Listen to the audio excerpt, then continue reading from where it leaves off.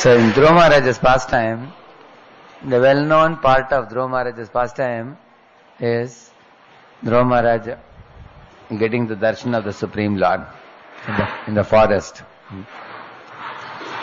And the famous verse, how Dhruva Maharaj gave up his material desires and he surrendered to Supreme Lord.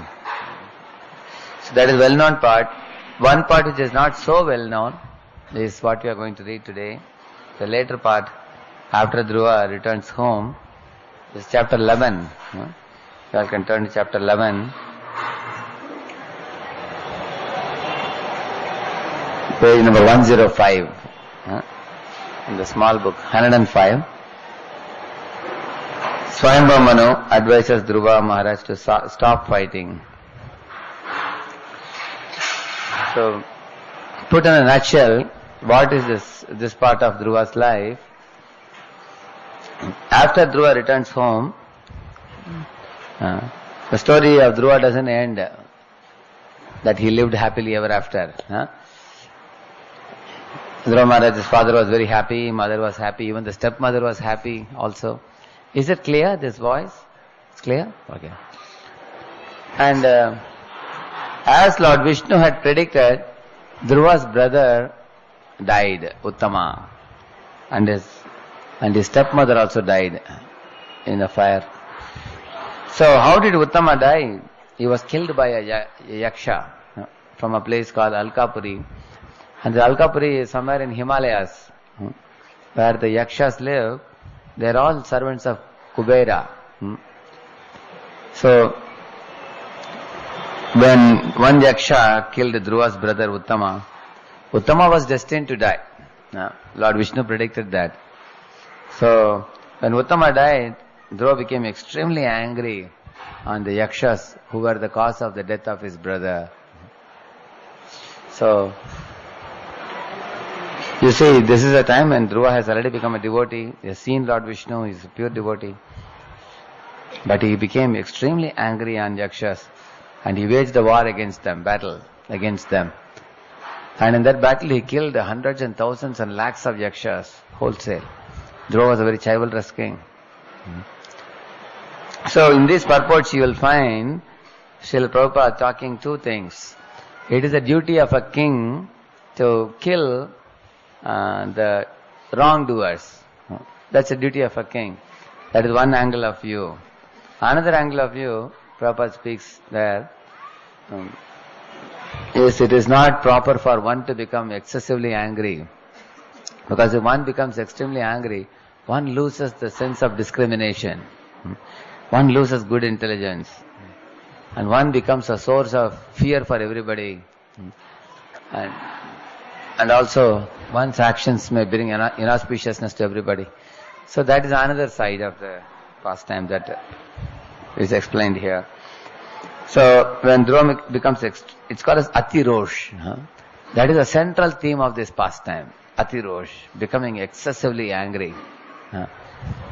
Uncontrollably angry. And then what follows that is two great personalities appear there and give advice to Dhruva. One is Swayambhava Manu, another one is Kubera himself. And then they both give many valuable lessons on how to give up anger. So, Srimad Bhagavatam is called as a Baba Aushadhi. Which is that verse? Nivritta tarishairupagiyamanat Baba Aushadat Shrotra Manobhiramat Kavuttama Shloka Gunanuvadat Puman Virajjeta Vina Pashugnat. It is said, who is there in this world who will not want to hear Bhagavatam? He is asking.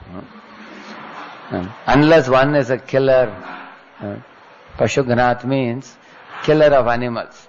Unless a man is a meat eater who kills animals, such a person may not want to hear Bhagavatam. There is another meaning of this, Pashugnat. Pashugnat are also Brahmanas who perform the Vedic Karmakanda sacrifice by offering Ashwa or a Gomeda Yajna. They are also called as Pashugnat because they are only interested in Karmakand. They are not interested in reading Bhagavatam. So they are also called Pashugnat. So he is saying Nivritta Tarishaihi. See, Nivritta Tarshaya means one who has become free from all material desires. It's called Nivritta Tarshaya. But impersonalists are also Nivritta Tarshaya. They also transcend the material desires. That is why later on he clarifies Nivritta Tarshaya Upagiyamana, he says. The Upagiyamana is very important. After giving up material desires, one should be constantly glorifying the Supreme Lord. Upagiyamana. So, Bhava Aushadat, such glorification done by Vaishnavas, he says, it becomes a Bhava Aushadi. Medicine for the Bhava Rog. Yeah. Bhava Rog means material disease.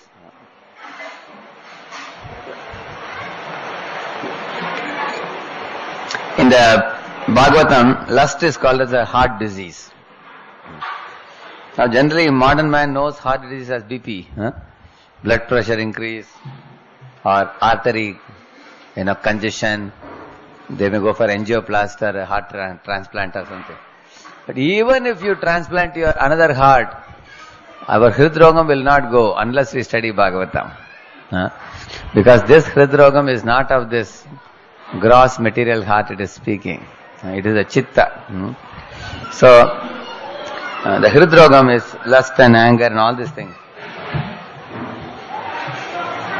In the Bhagavatam there is a promise given.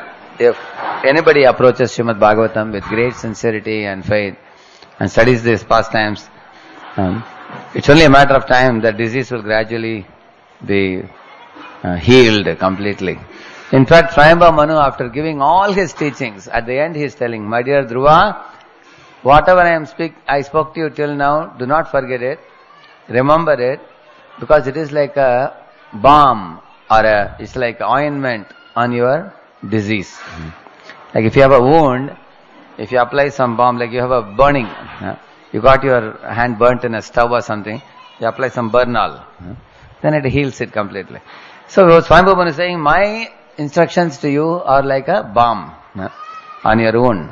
By applying it, you will become free from this disease of anger. And you find Dhruva Maharaj immediately become free from anger after hearing from Swayambhava Manu. So, we are taking different sections of Srimad Bhagavatam for our Mala lectures.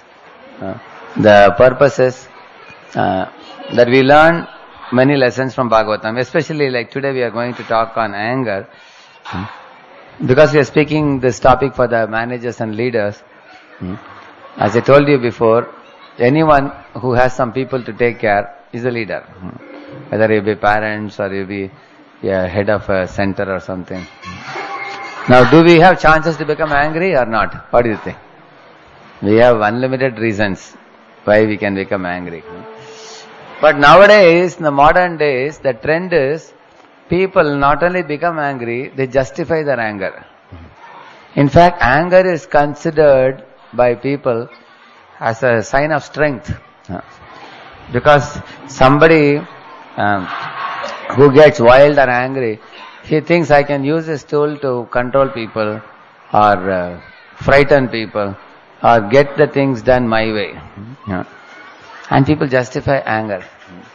And not only that,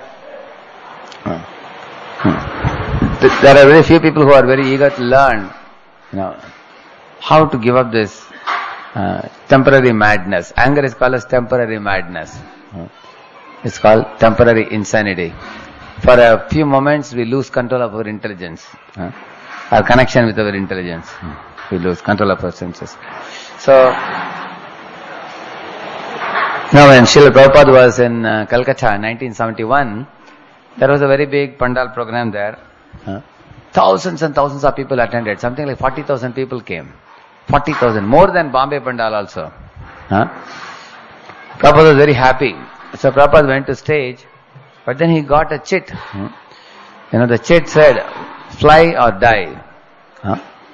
So written by some Naxalites. The Naxalites are very angry that this Swamiji, till now we have made people follow communism and we don't want any religion. But this Swamiji is again rekindling the religious fervor in people. And this is a enemy for us, enmity for us. So they wanted to curb Prabhupada's mission there. So they sent a chit that we cannot let this Swamiji give lecture. They were even threatening, we will shoot the Swamiji. That kind of fear was there. So Prabhupada sought the help of police. And police said, we are very sorry to say that, we cannot be of any help to you. Because these Naxalites are too powerful, They're capturing all big businessmen of Calcutta and looting all their money. And if they won't give the money, they kidnap the children, or they even assassinate them. They are fearless. So we have no power to control these Naxalites. And then Prabhupada told the devotees, never mind, I am going to give my lecture anyway. Even if I die giving the lecture, what is the problem? What can be more glorious than leaving one's body while preaching? Prabhupada said. So Prabhupada went to the stage and he was sitting on the Vyasasana. And when he was about to begin, there was a group in the front of Prabhupada, in the front there was a mob, 40-50 youths. They were very disturbed. They were all hitting the table and chair and everything all around, making noise, creating some commotion there. And some people are also fearful. Maybe Naxalites are coming and going to put a bomb or do something. They were all afraid. And some devotees got down from the stage and went to them and told, hey, keep quiet, don't make noise and all that. Again, many pages of fly or die sheets came to Prabhupada. Fly or die, again and again. Prabhupada saw all of them, kept them in their side and closed his eyes and started singing. Chintamani prakara sadmasu kalpa vriksha laksha vriteshu surabhir abhipalayantam lakshmi sahasra shata sambrama sevyamanam govindam adi purusham tamaham bhajami. The whole audience became calm after hearing Prabhupada. So Prabhupada went on with the lecture that day. At the end, they again made some commotion. And some devotees came and told Prabhupada, Prabhupada, there's a big mob here, which seems that any time they may burst out. They want to attack devotees and everything. Prabhupada said, who are the fellows? And Prabhupada went to the back side of the stage. Get everybody. And devotees were very afraid. How can we let Prabhupada meet the group? So, anyway, they brought the whole crowd, almost 40-50 boys, young boys, all Naxalite group. So Prabhupada asked them, okay, what do you want to do? Why do you want to oppose our activities? Prabhupada asked. They were saying we are communists. And Prabhupada explained, what is Krishna conscious communism to them? He explained, we are not against communism, we also want communism, but ours is a Vedic communism. And Prabhupada explained from Ishopanishad, few minutes, and the whole crowd became very calm. They thought the Swamiji is not against us. And they all went back after that. So, although devotees were willing to beat up and fight and do things, Prabhupada wanted to talk to them first and see. Because if Samaveda Damadanda, Danda comes later, if they understand the words. So, Prabhupada has faced such kind of situations. People who would lose control. In certain places, Prabhupada was immediately picked up and put in a car and taken away. Sometimes Prabhupada faced anger from other people. Now, there are two types of anger. One is the anger that we show to others, and the anger that others show towards us. But why did I speak about this? When somebody else shows anger towards us, then our response also is generally anger in retaliation.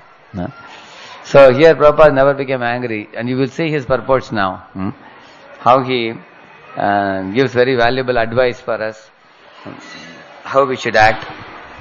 And if we come across anger in our life, what we should do, that also Prabhupada is saying in the purports. And through the words of Swayambhu Manu and Kubera, very valuable advice. So what I am planning to do, we are planning to complete this one full chapter, 11, and in chapter 12, only the first 9 verses. That much is good enough. That's what is the main theme for us, for this workshop. So we may go a little fast in these pastimes until we arrive at a certain section from where we will have to dwell a little bit more and to understand how to deal with anger. At other sections we may go a bit fast. So I have written some lessons for many of the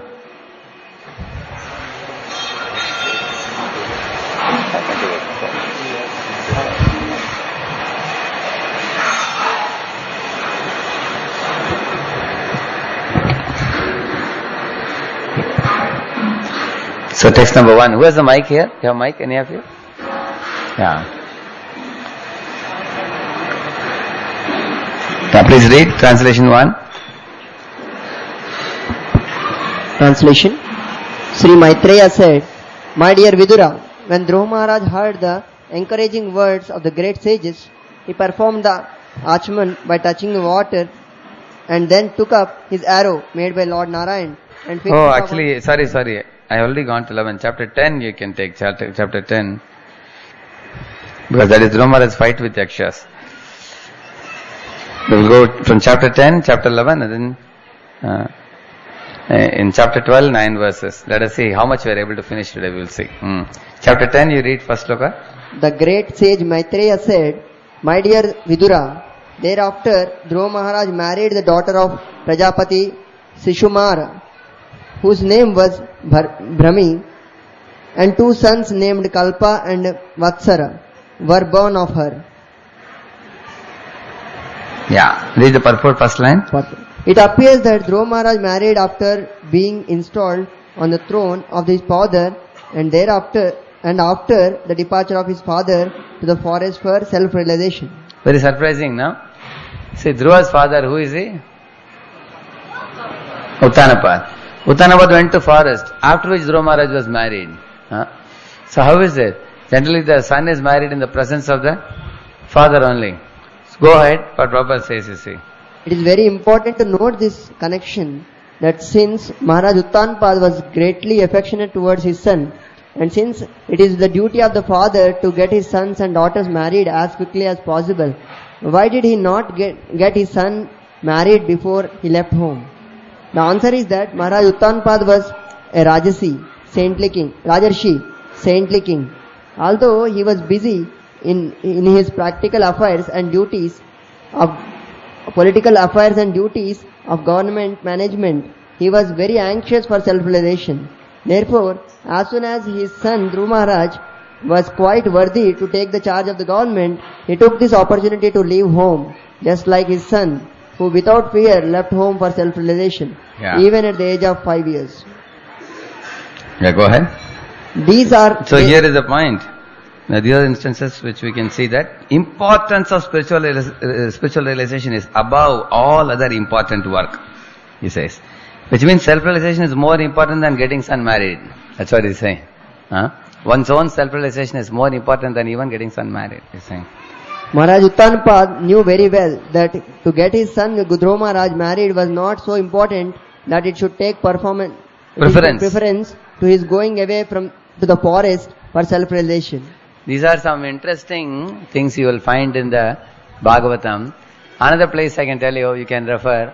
The 10 prachetas are coming home from the forest. They are married to a girl given by Brahma. Now they are returning home. In the meantime, something else happened in the home. Narada came to Prachana Parishad and he gave lines Paranjana Upakhyan to him. After that, Prachana Parishad told Narada, now I am immediately leaving for the forest. But then the minister said, my dear king, your sons are going to come back. And now if you go to forest, then who will rule the kingdom? He said, my sons will come and take care, I am going now. So before his sons came, he went to forest. This goes to show how much they were in a hurry for self-realization. Nowadays, it's very rare to find somebody in a hurry for self-realization. So, Panchasha Vardham Manam Rajet, that's the principle. So, the prachetas later on come back and they take the rule subsequently. So, here a similar example we are finding here. Uttanapad going to forest before Dhruva getting married. Isn't it? Yeah. That's first point. So, I have written some 20-25 lessons. First lesson I wrote to myself. Spiritual realization is more important than all other important work. Like, there are many important work to be done in this world. Like you all know the story of Kailash. We all have many important work to be done. But he's saying spiritual realization is the most important work. I heard one very nice verse of Chanakya. He says, Na ahara chintayet prajno dharmam ekam hi chintayet. He's saying. And then he says, ahara janmana sahajayate. He's saying. Along with your birth, ahara also comes. Like when a child is born, the mother's breast becomes filled with milk. So your ahara is born along with your birth. A woman doesn't get milk in her breast unless a child is born. So which means God makes the mammary glands of the woman get milk when a child is born. So ahara is sent along with the birth of the child. And as soon as child is born, what is the first thing parents see? Is it pulling or thrilling? They will see, no? Isn't it? Like in the Vedic times, they have a symbol. Like, is it a boy or a girl? If it is a boy, they will have a lemon which they will throw out of the window. They will throw a cut lemon out of the window, which means it's a boy. If no lemon comes out, it's a girl. Something like that they have understanding from maternity ward they would do.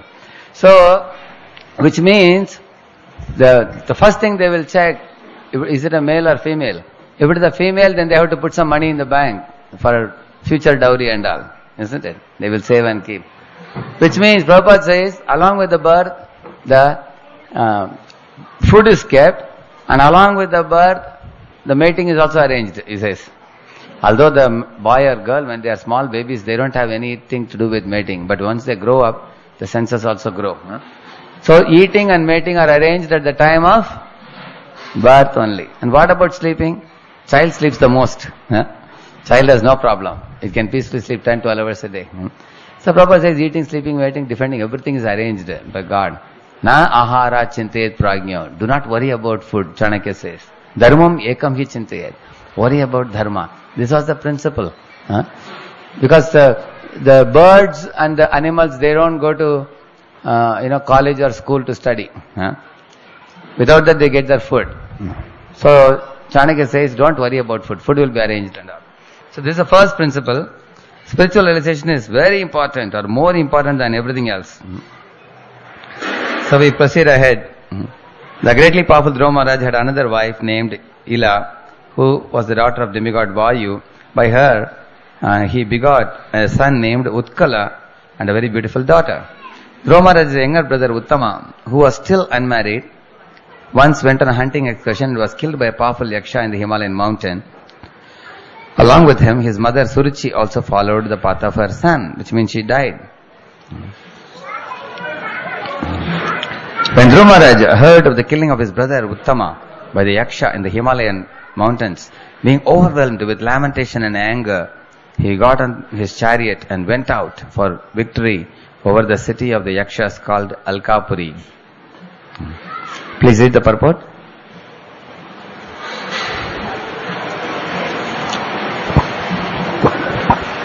Dhruva Maharaj, becoming angry, overwhelmed with grief, and envious of the enemies, was not incompatible with his position as a great devotee.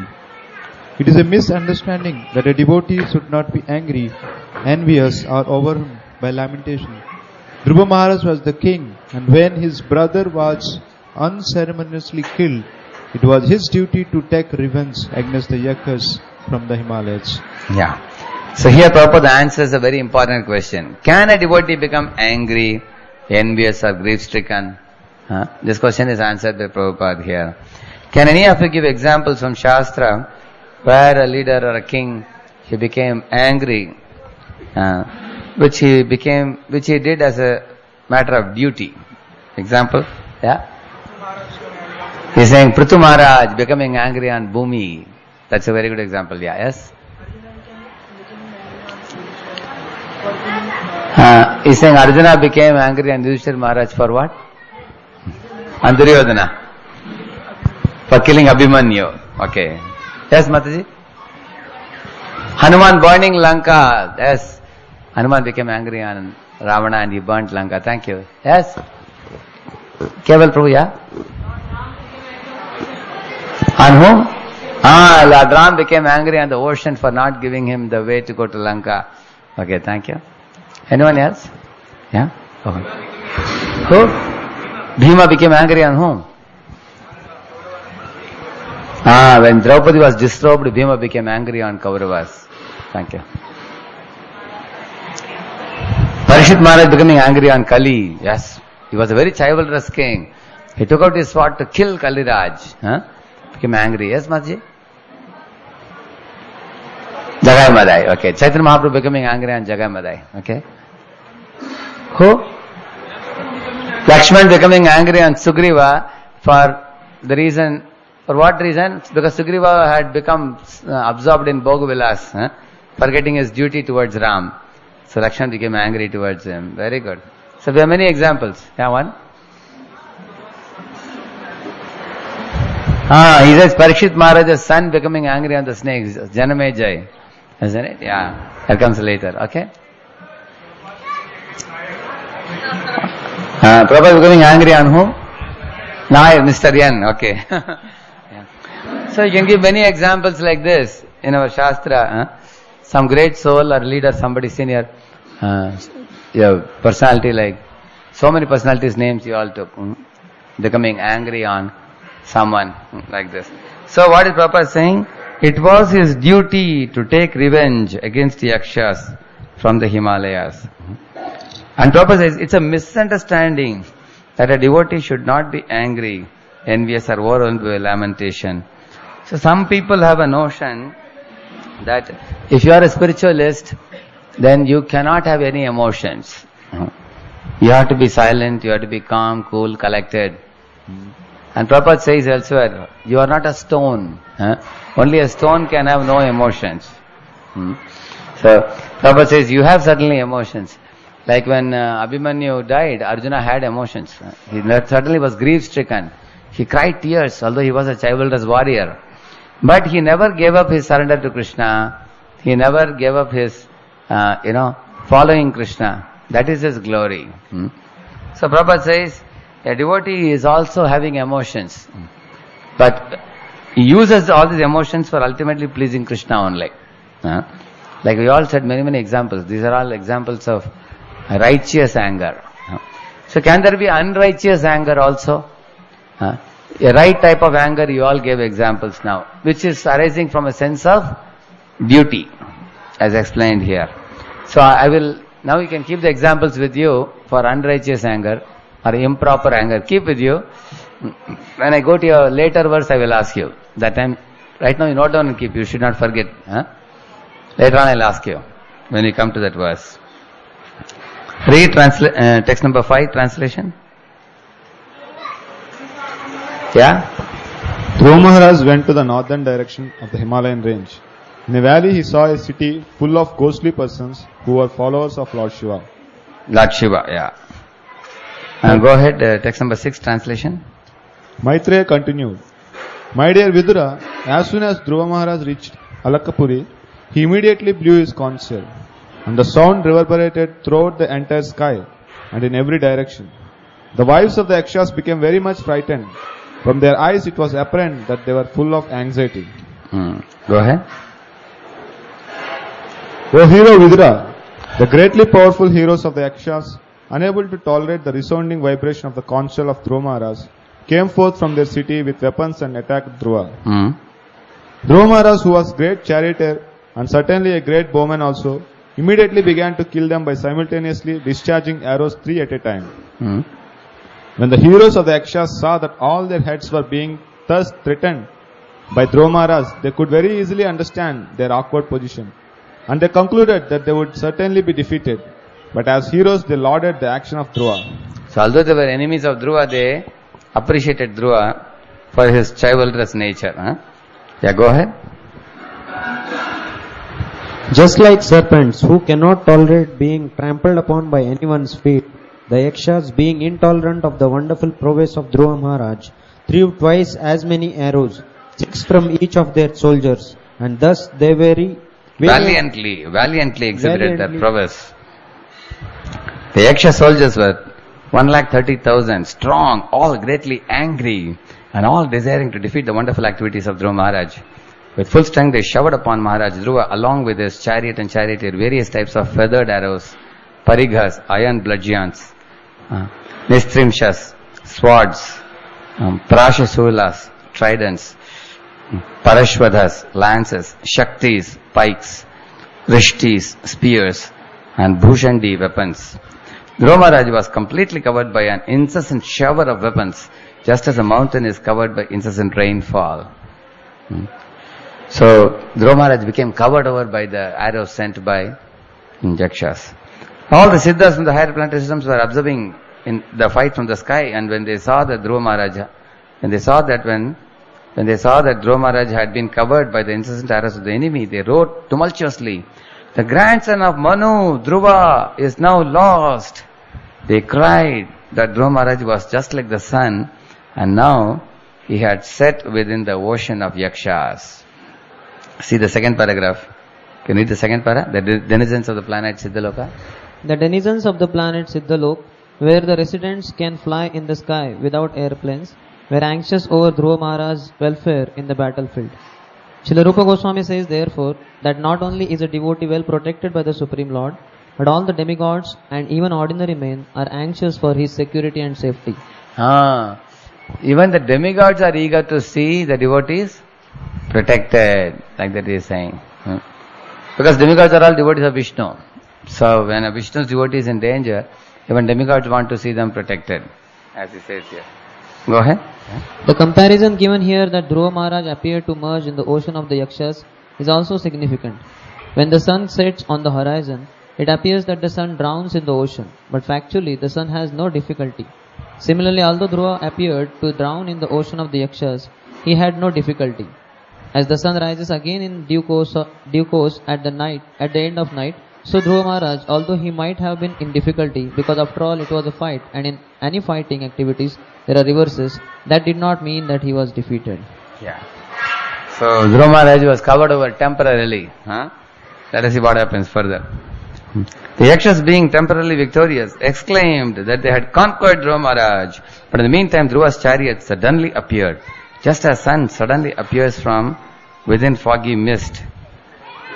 And the Prabhupada says in the purport, Dhruva Maharaj is compared to sun and yakshas to the foggy mist. Fog is insignificant in comparison to the sun. You know, when sun rises in the east, then the fog dispels completely.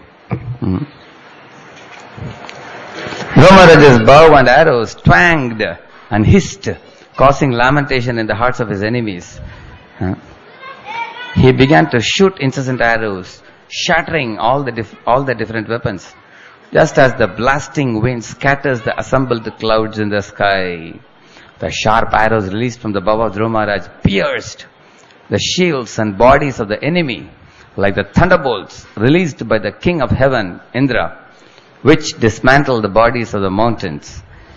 The great sage Maitreya continued, "My dear Vidura, the heads of those who were cut to pieces by the arrows of Dhruva Maharaj were decorated very beautifully with earrings and turbans. The legs of their bodies were as beautiful as golden palm trees.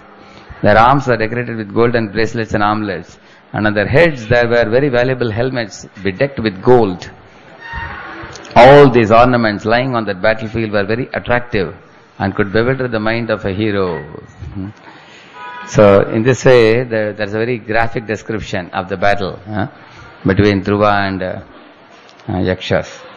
The remaining yakshas, who somehow or other were not killed, had their limbs cut to pieces by the arrows of the great warrior Dhruva. Thus they began to flee, just as elephants flee when defeated by a lion. Generally, nobody will flee from the battle unless it's a very fierce battle. Dhruva couldn't be tolerated by the yakshas. The yakshas ran away. Go ahead, read further. Dhruva Maharaj. Dhruva Maharaj, the best of human beings, observed that in that great battlefield, not one of the opposing soldiers was left standing with proper weapons. He then desired to see the city of Alkapuri, but he thought to himself, "No one knows the plans of mystic yakshas."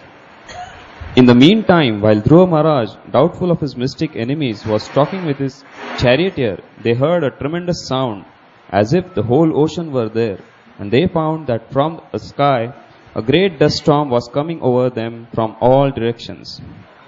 Within a moment, the whole sky was overcast with dense clouds, and severe thundering was heard. There was glittering electric lightning and severe rainfall. See, now there is a description in the next few verses about the mystic illusion created by the yakshas. So each translation is going to describe one thing. First, like you heard in the previous verse, from the sky a dust storm coming over them from all directions. Huge dust storm in the sky. That is the first thing. Then what came? Glittering electric lightning and severe rainfall. That was what kind of rainfall? That's explained in the next verse. My dear faultless Vidura, in that rainfall there was blood, mucus, pus, stool, urine and marrow falling heavily before Dhruva Maharaj, and there were trunks of bodies falling from the sky. Next, see, this is that you will find all through the scriptures, the yakshas creating mystic illusion is very similar wherever you read.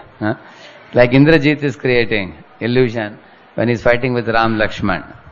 You will get a similar description there. Wherever any Mayavi demon is creating some illusion, that's very similar, because these are all powers and they achieve by some penances. And they use these powers to trick others, cheat others. They can also, for example, they may be fighting on the ground platform. Suddenly they may disappear from the ground and manifest themselves in the sky, like Indrajit was doing. Like that. So yakshas had this type of ability. Sometimes they could remain unseen with the eyes, but only the arrows will come. Can you imagine? You don't know where the arrows are coming from. But unless you know the enemy where he is there, how will you hit him? Isn't it? So, in this way, you will hear now about the mystic illusions created by the yakshas. Next, You a see, great pus, stool, urine, marrow and all these dirty things. Yeah. 25? Yeah. Next, a great mountain was visible in the sky, and from all directions hailstones fell, along with lances, clubs, swords, iron bludgeons, and great pieces of stone. Dhruva Maharaj also saw many big serpents with angry eyes, vomiting forth fire and coming to devour him, along with groups of mad elephants, lions, and tigers. And this is another thing. You see, big serpents with angry eyes, vomiting fire, as if to swallow him. And he also saw mad elephants, lions and tigers, all these things. Yeah. Go ahead. Then, as if it were the time of the dissolution of the whole world, the fierce sea, with foaming waves and great roaring sounds, came forward before him. The demon yakshas are by nature very heinous, and by their demoniac power of illusion, they can create many strange phenomena to frighten one who is less intelligent. You can underline that. They can create many strange phenomena to frighten one who is less intelligent, he says. What is the meaning of this? One who is less intelligent becomes fearful of illusion. Only a person who is less intelligent can become fearful of illusion. Which means, if one's intelligence is purified and nourished by the Supreme Lord, in the presence of illusion, he will not get swayed away. He will not get carried away. But when one's intelligence is not purified and made stout and strong, then he can be made to frighten. Like I have seen, some people say that somebody is putting black magic on them, on their family or on some individual, and somebody is chasing after me. This kind of fears they have actually. And I was reading in the Journey Home book, one of the sections he writes, it was happening to one man. Only weak-hearted people can become a victim of those things. Even the ghost which possesses somebody's body, the person has to be weak-hearted.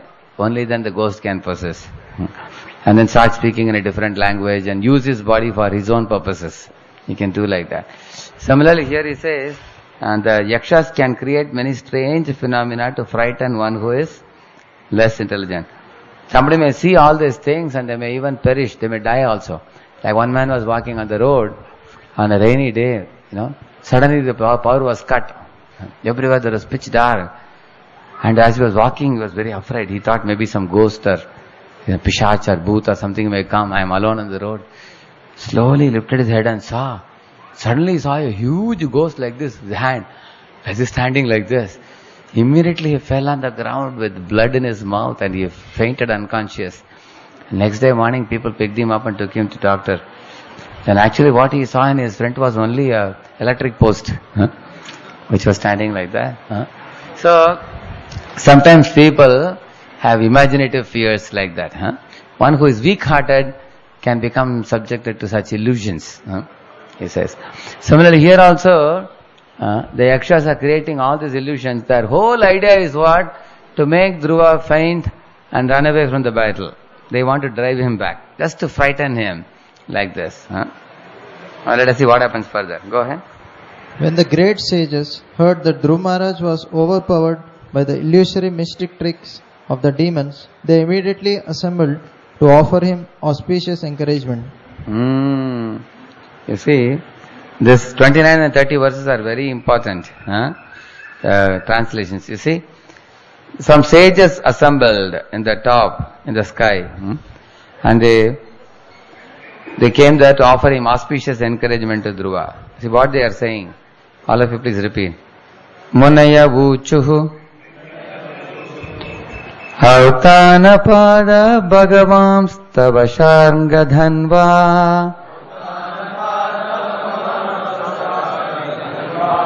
Devakshinot Bhavanatartiharo Vipakshan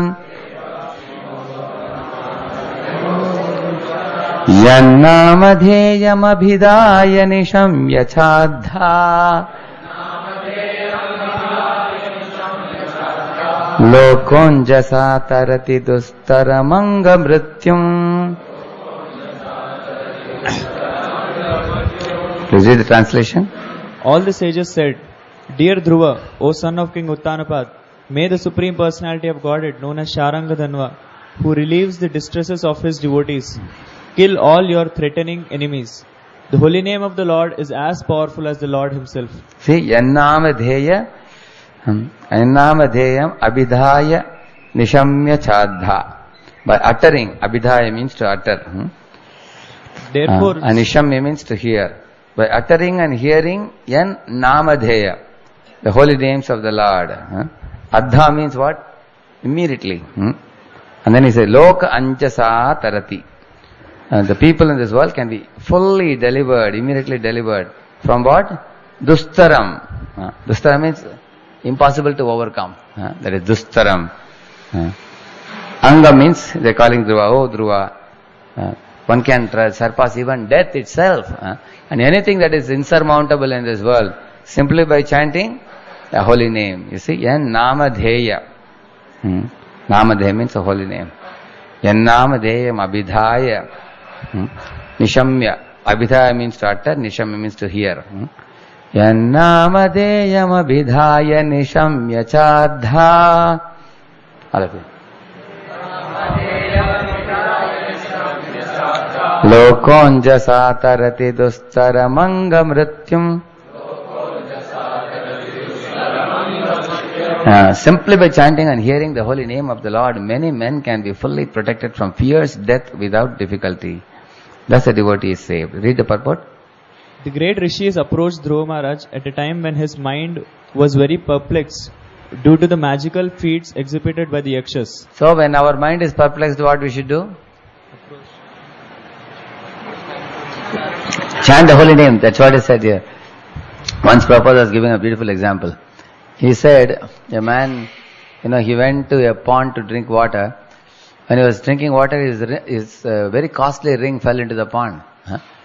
It was almost more than 1,00,000 rupees. So he was trying to, move the water hither and thither and try to find out where the ring was. And the water was becoming more and more muddy. So then some sadhu passing by told him, you see, if you want to get your ring, chup-chap sit back and chant Lord's name. What will happen, he asked. You wait and watch. So he sat back and he chanted. Then all the muddy pool of water settled and it became transparent and he could clearly see the ring where it was. And he put his hand and picked out the ring and took it and very happily went back. So this pond could be compared to our mind. Sometimes our mind is cluttered, confused, bewildered, disillusioned. Sometimes if you had a misunderstanding with somebody, it could be your very near and dear relative or friend also. Suddenly some quarrel took place, misunderstanding, then mind is bewildered, you don't know what to do.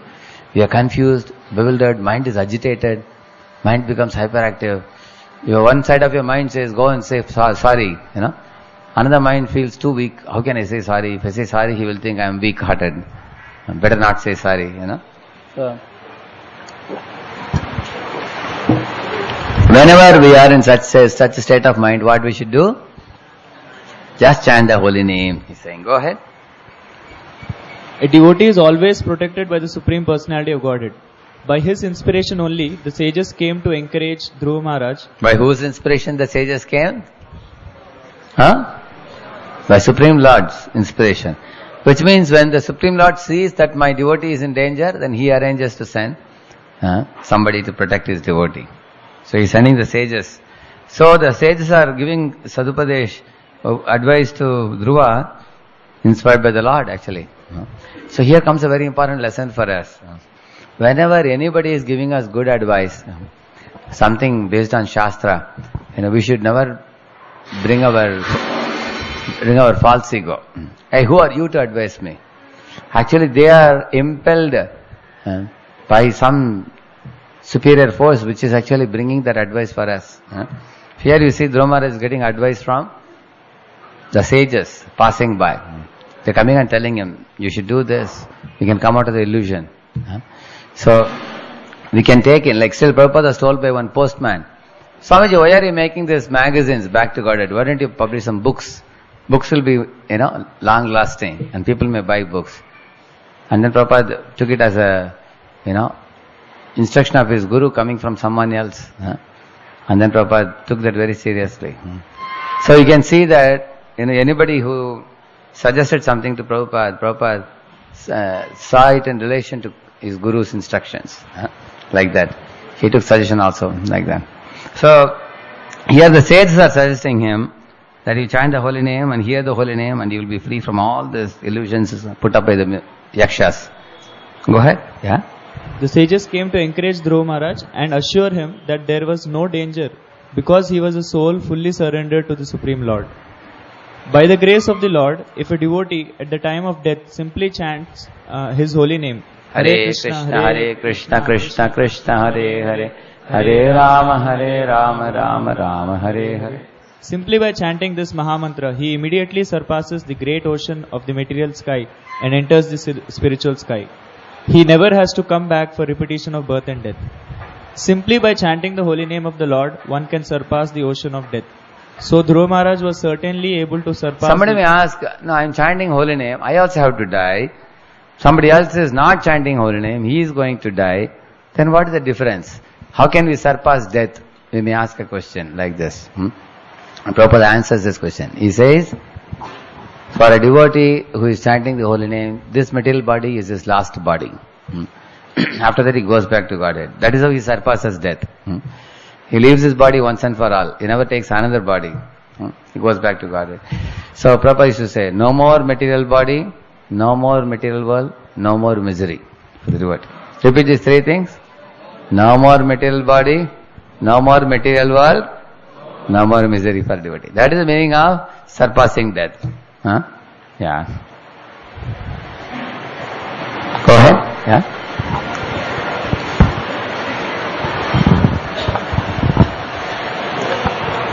Next chapter. No.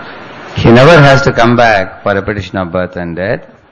Simply by chanting the holy name of the Lord, one can surpass the ocean of death. So Dhruva Maharaj was certainly able to surpass the illusory, magical feats of the yakshas, which for the time being disturbed his mind. Which means a devotee can become disturbed for the time being. What is the meaning of for the time being? Temporarily for a short time. But then the Lord is always there to pull his devotee back. When a devotee is sometimes temporarily bewildered by such illusion. Further, the devotee has to be sincere.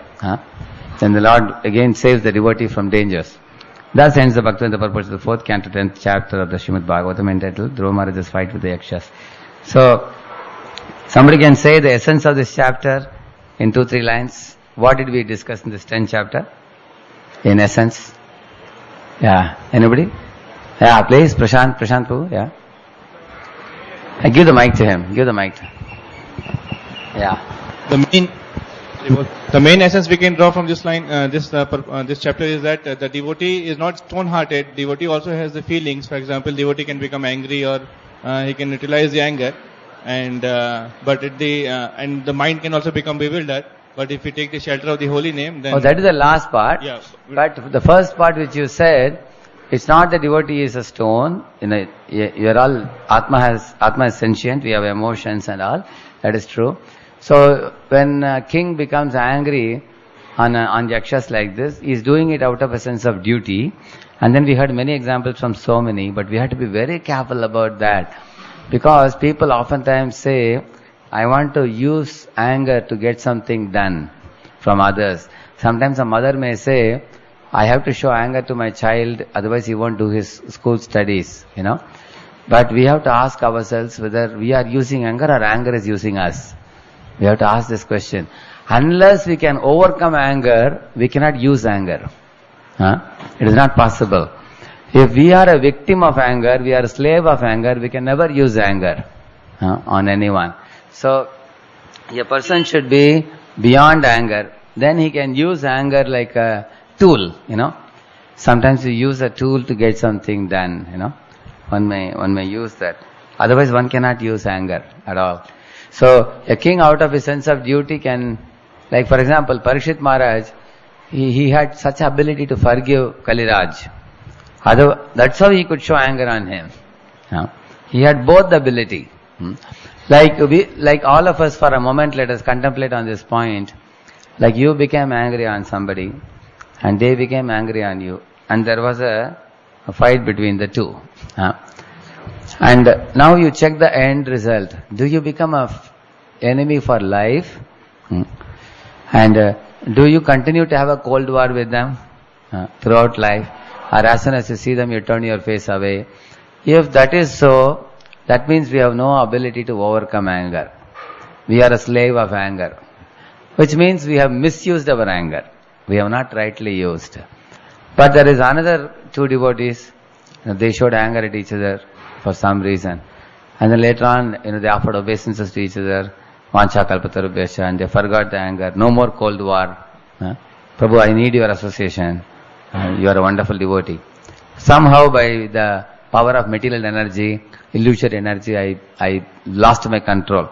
Like I was telling, sometimes if you have your hand broken or leg broken, or you are undergoing some sickness, our mind becomes a little extra irritable. How many of you experience?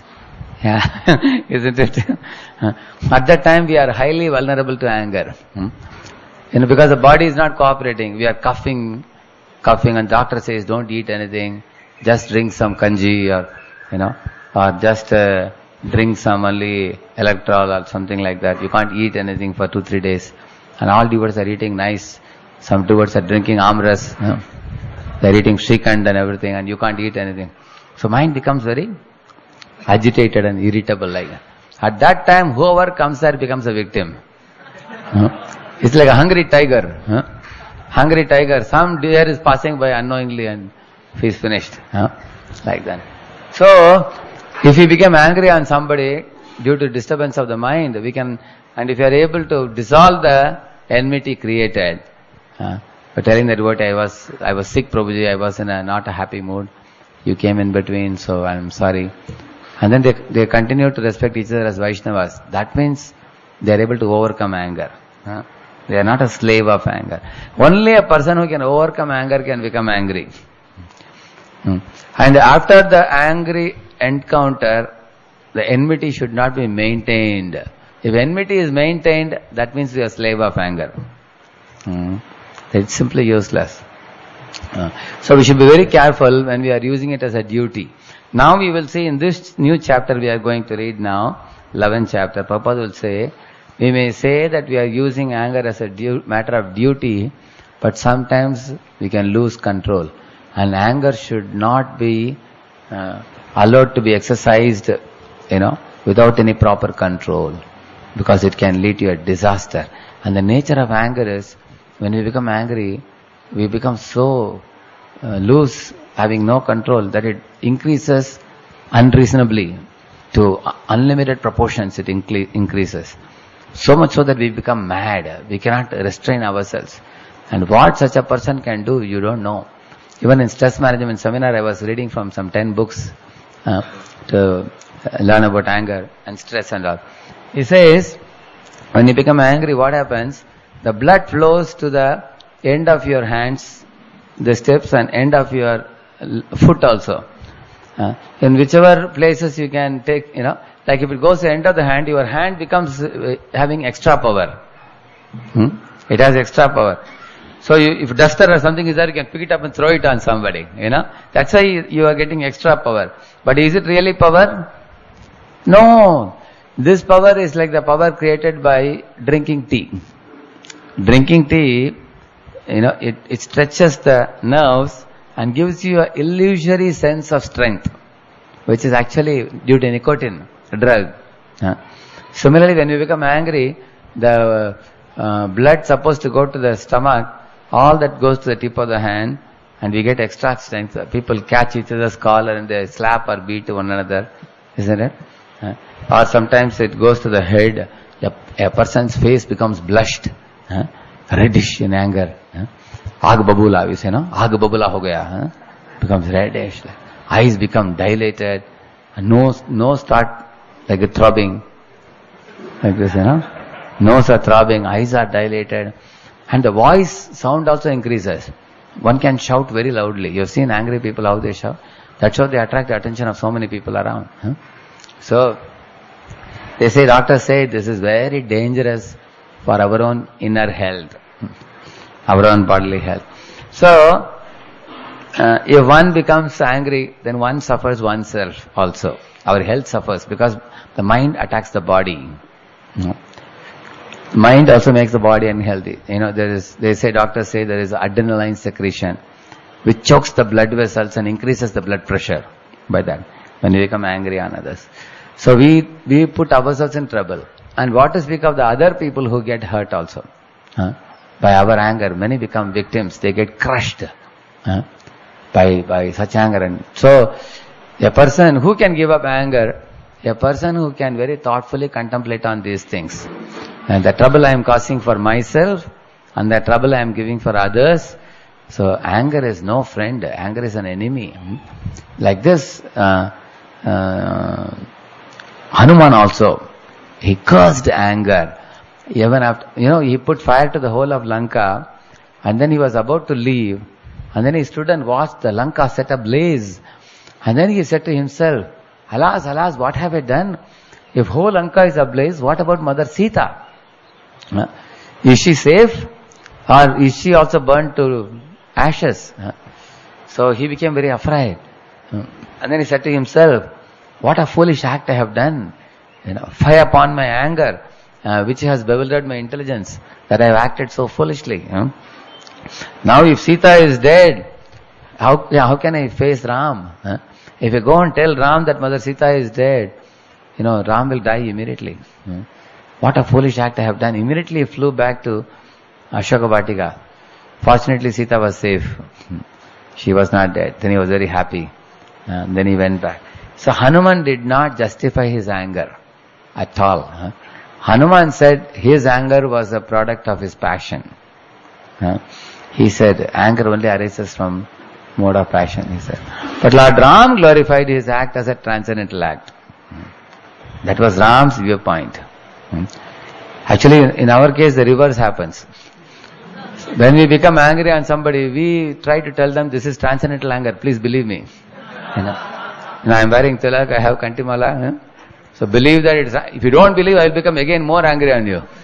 And the other people are convinced that our anger is not transcendental. It is arising from one of the three modes called as passion. Arising from three modes, which leads to ignorance. You see? So, yes, a king, as a matter of duty, can become angry in curbing the miscreants. That we studied in this chapter. That is true. So you all gave many examples of righteous anger. That was good. That is one thing we saw. And in the middle of the chapter, we read through many verses in a series where we came to understand how the yakshas put Dhruva into mystic illusions, isn't it? Varieties of illusions. like bodies, decapitated bodies were falling, and tigers and lions and elephants and ocean coming from all directions and all that. Many types of illusions they put. In this way, Dhruva was almost covered over like a sun covered by clouds or whatever. But then at the end what happened? A devotee of the Lord is never faced with defeat. Prabhupada says in the war between Prahalad and Hiranyakashipu, who wins? Prahalad always wins. In the war between Kamsa and Krishna, who wins? Krishna wins. The war between Pandavas and Kauravas, who wins? Devotee always emerges victorious. So in this battle between yakshas and Dhruva, certainly Dhruva emerged victorious by the assistance given by the sages who were sent by the Supreme Lord.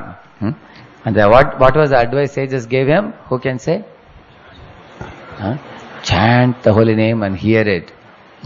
That is the only way to transcend death. And all difficult situations in life, confusions in life. So such a beautiful crest jewel verse comes at the end of the chapter, the 30th verse, isn't it? Yes. Take the mic. Can one become angry on himself, or we find we have committed some mistake? Can one become angry on himself only? He's asking, can one become angry on oneself? It's a good question. How to deal That's what I read in one of the scriptural statements. He says, a person who is really interested in conquering anger should first become angry on anger itself. You become angry on your own anger, which means you think about the times when you became angry and you note down. Like for example, today morning, say 9:30, you became angry with somebody. So you can have a diary. 9:30, timing. And the person with whom you became angry. And the reason for which you became angry. And then your comments there. Was your anger justified or not justified? And what is the duration of anger? Was it long lasting? Was it like 1 hour, 2 hour shout, or was it a brief one? You can note down and keep it. And then you see the frequency of the repetition of such anger. How frequently it repeats. Does it repeat once in a month or every day, or if it is happening every day, at least make it alternate days. If it is happening alternate days, make it once a week or whatever. Can reduce it. So we have to identify when we become upset and what makes us upset. If our values are questioned, then we become upset. Every one of us, we have certain values. Like for example, I value very much transparency and non-duplicitous behavior. If somebody tells me lies, I will do Rudra Tandav. I'll get wild. If I come to know that somebody told a lie, or somebody showed a hypocritical behavior, finished. For lifetime I will not forget. If somebody does a hypocritical behavior. So we all have some values, which we have, brought up from the childhood we have been brought up. So somebody challenges your value or ridicules your value, you get wild. For example, everybody picks up a value based on his perceptions also in life.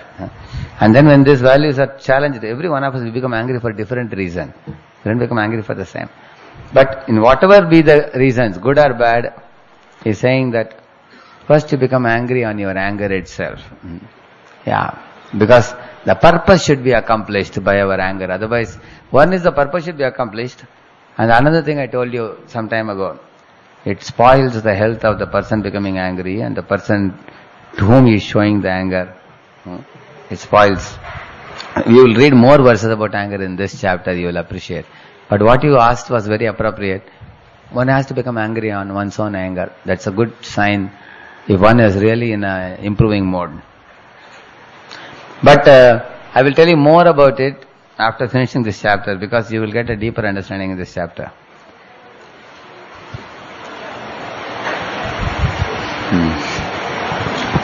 Krishna Guruji. Here we find that the sages are reminding Dhruva Maharaj to chant the Lord's name.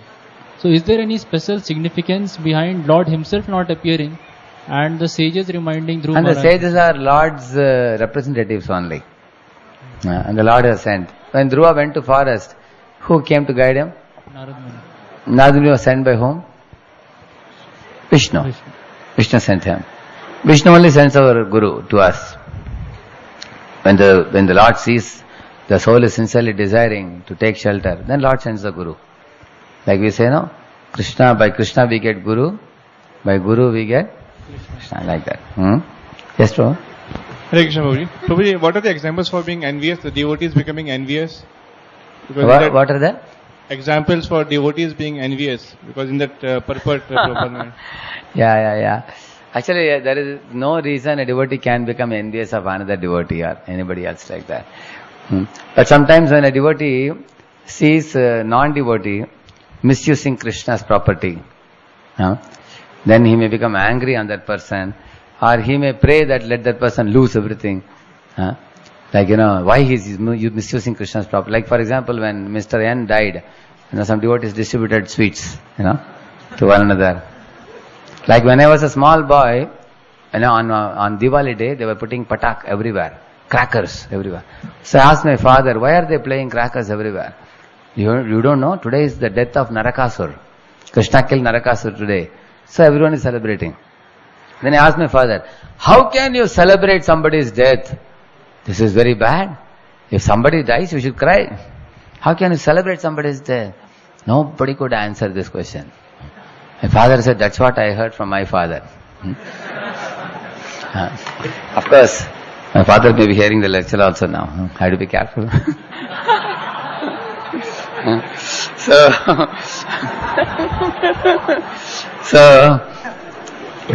The Narakasur, then he said he's Asur. When Asur is dead, then everybody is happy in this world. Because Asur is always against Vishnu.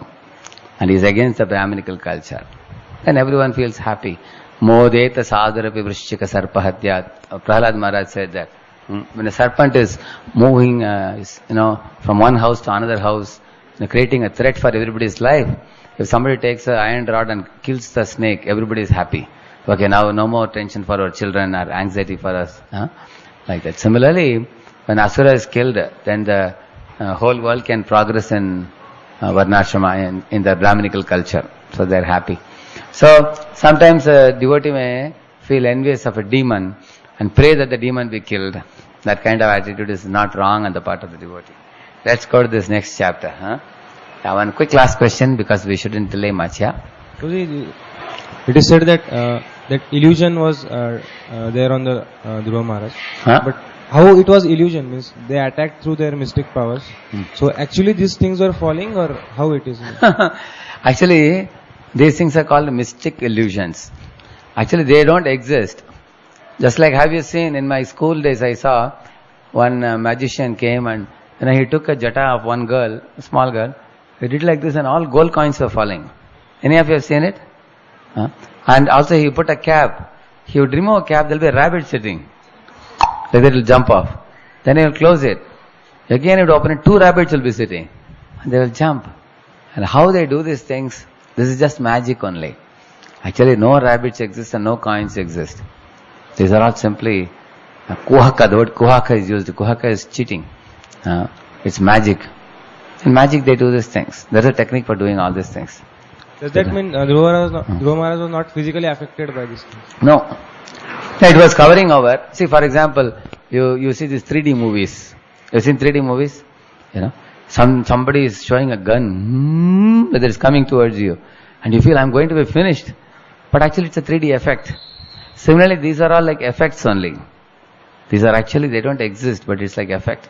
But he feels that, oceans are coming, winds are blowing, and, all dirty, pus, urine, mucus, all these things are falling. See, this has another deeper meaning also. What is the deeper meaning for this mystic illusions? In the material world, those people who are affected by Dehatma Buddhi. Dehatma Buddhi means I and mine. They identify with the material body. They become attracted to these material bodies of each other, which is nothing but flesh, bone, mucus, bile, stool, urine and all these things. Is it not true? When a person becomes lusty for opposite body, opposite sex's body, these are the things that are attacking him. You see, these are actually illusions for the soul. These things have no meaning for the soul, because soul exists on a spiritual plane. But as long as a person identifies with the body, to that degree he will be surrounded by these illusions. You understand? No? And also the tigers, lions and elephants were falling. They represent the fears that we all have in our life. Those fears are also meaningless, because nobody can kill you. Nayanam chindanti shastrani, nayanam dahati pahaka. Somebody thinks, he is my friend, he is my enemy, he will kill me, he will protect me. These kinds of things come because of bodily consciousness. So, the yakshas are putting him in fears and in abominable substances and everything. These are all there for the soul. Only when soul thinks, I am this body. That is another meaning for this mystic illusions. But here the yakshas put only these mystic illusions to frighten Dhruva. That was their goal. Let's go to chapter 11. Please read the translation, first verse. Yeah. Sri Maitreya said, My dear Vidura, when Dhruva Maharaj heard the encouraging words of the great sages, he performed... This one, somebody can put this. This should be Skag Gaudi or something. Why Sri Maitreya said is coming like this, huh? It's not there? Balram point is done it?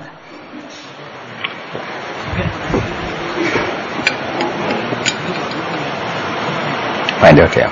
Go ahead, yeah.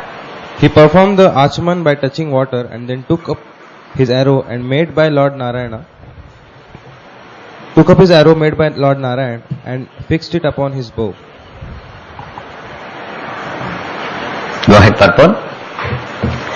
Dhruva Maharaj was given a specific arrow made by Lord Narayan himself, and he now fixed it upon his bow to finish the illusory atmosphere created by the yakshas. As it is stated in the Bhagavad Gita 7.14, Mamaya prapadyante maya metam tarantite. Next line can underline. Without Narayana, the Supreme Personality of Godhead, no one is able to overcome the action of the illusory energy. Mamaya prapadyante maya metam tarantite. We cannot surpass the illusion of the world without Krishna's help. Sri Chaitanya Mahaprabhu has also given us a nice weapon for this age. As stated in the Bhagavatam, Sangopangastra. In this age, the Narayanastra or weapon to drive away Maya is the chanting of the Hare Krishna mantra in the pursuance of the associates of Lord Chaitanya, such as Advaita Prabhu, Nityananda, Gadadhar and Srivas. So that's the essential point in this verse. Without the Supreme Lord, no one is able to overcome illusory energy. And Prabhupada says the nice weapon, Narayanastra, means to drive away Maya in this age. What is it? The chanting of Hare Krishna. So Dhruva got the Narayana weapon. Similarly, we have the Mahamantra, which is like a kavacha. So Mahamantra is called as a kavach. If you put this kavach, Maya cannot attack us. It's like bulletproof for the soul. Maya proof. Text number 2. As soon as Dhruva Maharaj joined the Narayanastra arrow to his bow, the illusion created by the yakshas was immediately vanquished. Just as all material pains and pleasures are vanquished when one becomes fully cognizant of the self. Exactly. This is what I was telling you some time ago, right? If you become cognizant of the self, then Sukha Dukkha is finished. That duality, Dvandva is finished. So as soon as you become cognizant of the self. Similarly, the illusion was vanquished. Text 3. Even as Dhruva Maharaj fixed the weapon made by Narayan Rishi onto his bow, arrows, with the golden shaft and feathers like the wings of the swan flew out from it. They entered the enemy soldiers with a great hissing sound, just as a peacock enters a forest with a tumultuous crowing. See, in the same page where he is reading this translation, see the top 2 lines. There is one very important sentence there. Maya metam tarantite. Constant chanting of the Mahamantra will keep us always aloof from the illusory energy of Maya. It's a very important sentence. If somebody is too much attacked by Maya, what they should do? Constant chanting of the holy name. If somehow or other somebody is pulled by Maya, dragged by Maya, and one is unable to escape, what should one do? Constantly chant the holy name. So Radha Gopinath Prabhu was giving a lecture. So he was asking a question to all devotees. He said, Haridas Thakur was sitting and chanting, isn't it? And the prostitute came in front of him to allure him. And what did he do? He delivered her, made her a devotee. And then he asked the devotees, if you are sitting there, what are you supposed to do? He asked her.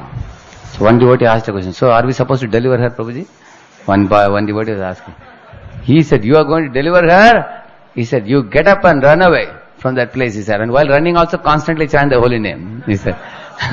Otherwise he will again come back and fall down. So at that time he told this sentence. He said, why should you keep constantly chanting while running also? Constant chanting of the holy name is the way to escape from Maya. Text number 4. Those sharp arrows dismayed the enemy soldiers, who became almost unconscious. But various yakshas on the battlefield in the rage against Dhruva Maharaj somehow or the other collected their weapons and attacked. Just as the serpents agitated by Garuda rushed towards Garuda with the upraised hood, all the yaksha soldiers prepared to overcome Dhruva Maharaj with their upraised weapons. Next time, text 5. When Dhruva Maharaj saw the yakshas coming forward, he immediately took his arrows and cut the enemies into pieces. Separating their arms, legs, heads and bellies from their bodies, he delivered the yakshas to planetary system, which is situated above the sun globe and which is attainable only by the first class brahmacharis who have never discharged their semen. See, in the purport, Prabhupada writes, to be killed by the Lord or by his devotees is auspicious for non-devotees, he is saying. And then after 3-4 lines, Prabhupada is saying, persons killed by a devotee of the Lord also attain Satya Loka. So like if somebody is killed by Krishna, where they go? They go to Brahma Jyoti. Correct? Similarly here, all the yakshas killed by Dhruva, they went to Satya Loka. And Satya Loka is the destination of whom? For those who are strict brahmacharis, who are not Vaishnavas, but who are brahmacharis for them. And then, below in the next paragraph, you see, you can read the next paragraph, an important word. An important word in this verse is Urdhva Retasaha, which means brahmacharis who have never discharged semen. Celibacy is so important that even though one does not undergo any austerities, penances or ritualistic ceremonies prescribed in the Vedas, if one simply keeps himself a pure brahmachari, not discharging his semen, the result is that after death he goes to the Satyaloka. Generally, sex life is the cause of all miseries in the material world. In the Vedic civilization, sex life is restricted in various ways. Out of the whole population of the social culture, only the grihasthas are allowed to restrict sex life. All other refrain from. The people of this age especially do not know the value of this discharging semen. Value of? Not discharging semen. Where is the person having mic? Okay, yeah. I thought you are reading from there. Probably you are not able to read well. Okay. Yeah. Go ahead. As such, they are variously entangled with material qualities and suffer an existence of struggle only. The word Urdhva Retasaha especially indicates that Mayavadis sannyasis who undergo strict principles of austerity. And then he goes on with that. Yeah, that was one interesting point. Go ahead to next translation, text 6. Translation. When Swayambhuva Manu saw that his grandson Dhruva Maharaj was killing so many of the yakshas who were not actually offenders, out of his great compassion, he approached Dhruva with great sages to give him good instructions. So now, Swayambhuva Manu is coming to meet his grandson Dhruva. What was the reason of Swayambhuva Manu's coming? Because, what did he feel, Swayambhuva Manu? He's killing so many yakshas who were actually not offenders. Out of his great compassion, he approached Dhruva with great sages to give him good instruction. See, read the purport. Dhruva Maharaj attacked Alkapuri, the city of the yakshas. Little mic can be away, little away from the mouth. Because his brother was killed by one of them. Actually, only one of the citizens, not all of them, was guilty of killing his brother Uttama. Dhruva Maharaj, of course, took a very serious step when his brother was killed by the yakshas. War was declared and the fighting was going on. And this sometimes happens in present days also. For one man's fault, a whole state is sometimes attacked. This kind of wholesale attack is not approved by Manu, the father and lawgiver of the human race. He therefore wanted to stop his grandson Dhruva from continuing to kill the Yaksha citizens who were not offenders. So this is the lesson we learned. Wholesale attack for one man's fault is not approved. Wholesale attack for one man's fault. So one Yaksha killed Dhruva's brother. For that, Dhruva wanted to wipe out the race of Yakshas. Is it justified? Just like you all may be aware that some Hindus went to Rama Janma Bhoomi, there some car sevaks, they wanted to demolish the mosque there. And then they demolished, and then it was all taken video and all that. And they thought we are victorious. They came down and they boarded a train and they were coming back to Gujarat, Godhra or somewhere. The Muslims were overthrown by anger. So they were waiting for the train to come, and the train came. 1,500 Muslims surrounded the train and they blocked two sides of that particular bogie where all the Hindus were there. After doing Kar Seva, they came back and they were all thinking we are victorious. And then the whole bogie was locked up and set ablaze on fire. Everybody was simply boiling in fire, screaming and all. They all died. When this was done, other Hindus in Gujarat, they became overpowered by anger. These Muslims have killed our Hindu brothers. So they came out in the streets and they were in majority. So any Muslim who was coming on the road, they saw a beard and a topi. Immediately two Hindus would catch on either side his hands, they would pour a tin of kerosene on his body and set fire. They were doing that. So Muslims were afraid to go out also, anywhere. And when the Muslims came to know that our Muslim brothers are killed like this, singled out one by one, and two people caught and set fire like this, they started attacking Hindu temples and Brahmanas' homes and killing, and then this way Hindu-Muslim fight became terrible. So, I was just telling you an example how one class of people called Hindus, other class is called Muslim. All Muslims are not bad, all Hindus are not bad. There are many Hindus and Muslims who want to live their life peacefully. There are people whose policy is live and let live. अरे शांति से जियो, दूसरों को जीने दो. Don't kill, don't attack. They like peace. But there are people who unnecessarily create enmity and increase the enmity. Like one boy came to our voice. Now he has become a devotee now. He's chanting some 4 rounds or something. So he came to our devotees and said, now he is telling his friends, before I became devotee, in my first year, one group of boys, they took me and they slapped me and, beat me on my back and everything. I felt great body pain, Now I know where those boys are living. At that time I had no companions. Now that all of you devotees are there with me, can we all go and attack those boys? He was asking. So our boys phoned me up to ask me, Prabhuji wants help, can we give help? I said, what fools you are. I said, okay, if you go and beat those boys up, are they going to leave you? Okay, you are a dozen people and they are 4 or 5. So you go and beat them, and then they will collect their strength and they will come and beat you up back. There is no end only. In fact, sometimes people take note of this and they kill generation after generation. Do you know that? Like, hey, मेरे दादाजी के पिताजी ने बोला मुझे कि आपने मेरे दादाजी के पिता को आपने मारा, हम आपको छोड़ेंगे नहीं. People remember and they attack. Generation after generation, this enmity comes like this. Horrible thing it is. So, then how to avoid such enmity? One party has to give up at least. Which party will give up? Here, one of the Yakshas killed Dhruva's brother. Certainly it was a mistake. And Dhruva wants to find out who was that Yaksha who killed my brother, and he could not find out because Yakshas are thousands and lakhs.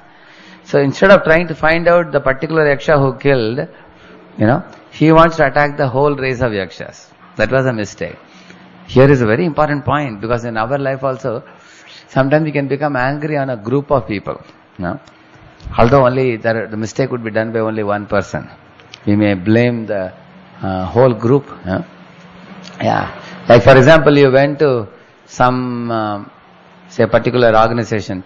Say you are going to a particular company and their customer care is poor. The person at the reception didn't treat you well. You will label that this company is bad. Correct? People do that.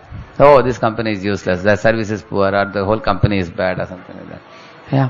Similarly, it can happen in ISKCON also. In ISKCON, we can carry perceptions also. Like you go somewhere, and whatever treatment you got, based on that, you can give a sweeping remark about the whole project. And people do that, like that. Of course, giving a sweeping remark is not such a serious thing. But sometimes what happens, when one becomes angry on everybody because of one person, this is very dangerous. He is like trying to wipe out the race of yakshas, which is a very dangerous thing. It is now you will find Swambhu Manu advising very beautifully. This anger is called disproportionate anger. Atirosh. Atirosh means rosh is all right for a king, but not atirosh. It's bad.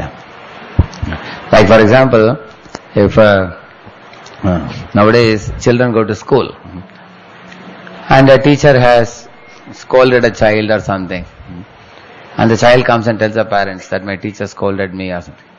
The teacher goes to school to wage a war against the teacher. How can you scold my child? And not only against that one teacher, she goes to principal, and sometimes they take the whole school to the court. Because in this school my child was abused or mistreated or whatever. They do like that too, because they take a very, very big offense against the school. So, in the same manner, Dhruva Maharaj's action is called disproportionate anger. Excessive anger. It was inappropriate. He wanted to, because Uttama happened to be his very dear brother and affectionate brother. And earlier you tried to remember the scene where Dhruva wanted to sit on the lap of his father and Uttama was sitting on one side. So that time he became envious and angry. Why is he sitting and I cannot sit? Then he went to forest and everything. And now he has developed attachment to his brother. Earlier he had aversion for his brother. So attachment and aversion are two sides of the same coin. You see? One has to give up attachment and aversion. It will not help. Affection is allowed, but not attachment. Because when attachment comes, there is blindness. Affection can be there along with enlightenment. But attachment leads to blindness. Somebody's hand was up. What was it? Yeah? Prabhuji, we read that the punishment to whole state was not allowed by Manu for one man's fault. But we see in Chaitanya Charitamrita that for Ramchandra Khan's fault, the whole village was devastated. And also we see that Parikshit Maharaj is having a concern that his dynasty should not suffer because of his mistake. So how do you understand that suffering means what? For example, if a person does murder, the blemish comes on the whole family. But punishment doesn't come. For example, if a man commits murder, who are all hanged for the murder? Tell me. How many people are hanged? One who commits the murder, yes, and one who helps assist in the murder. Yeah, correct. But in a family, if you see, his wife, his children, they all continue to live, but blemish comes on the family. The family gets a bad name. People will say that, in this person's family only, people, committed the murder. Like, this Nathuram Godse, he shot Gandhi, isn't it? So, now in Pune there is one Godse Prabhu, very nice Prabhu, devotee. That day he was driving the car of Navagendra Maharaj. Navagendra Maharaj casually asked him, so what's your name? He said, I'm Godse. He said, Godse? Hey, तुम्हारे दादाजी ने उड़ा दिया गांधी को?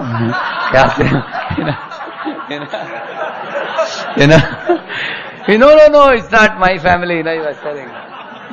He's a good devotee, So, why I'm telling you, you can imagine, although this incident took long before, the blemish comes on the family.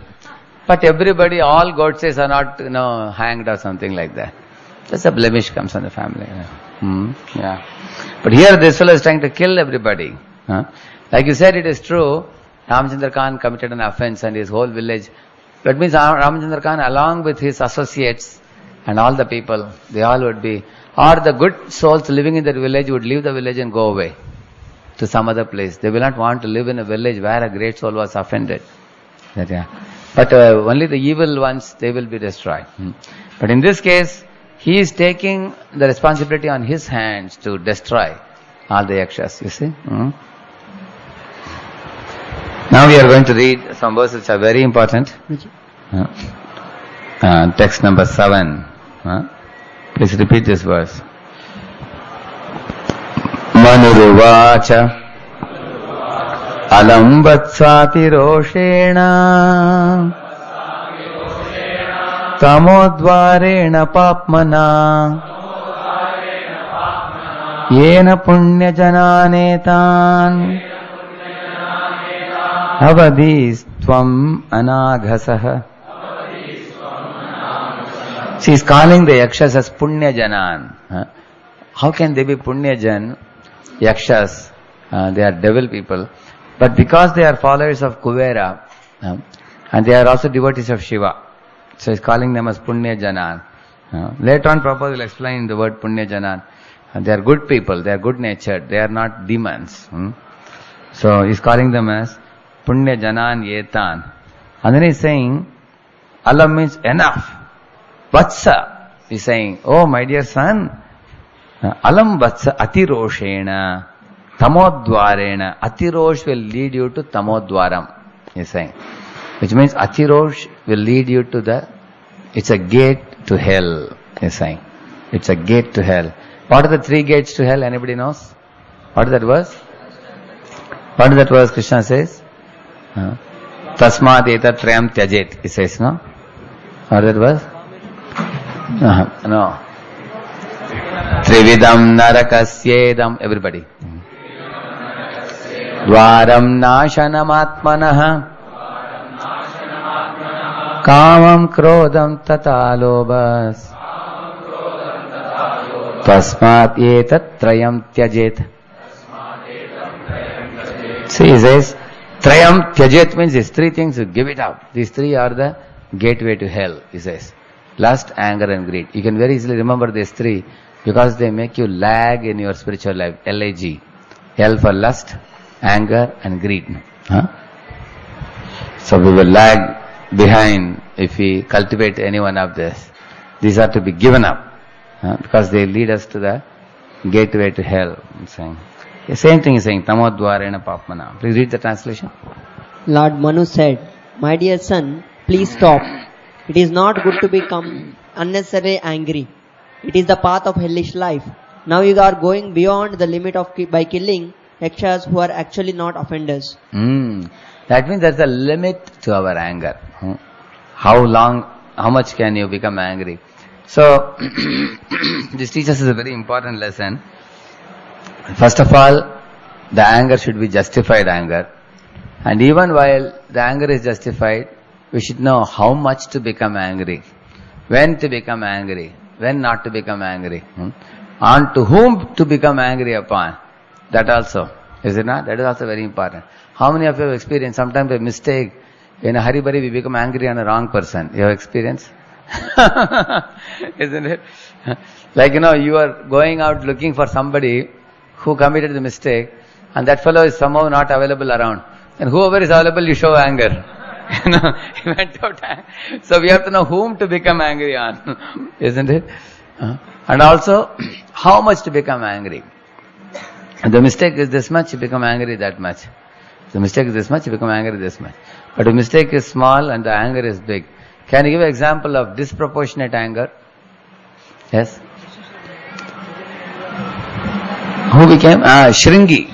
Shringi became angry on Parikshit. That is disproportionate anger. Yes. Yes, Viplav? Durvasa Muni becoming angry on Ambarish Maharaj. Perfect example it is.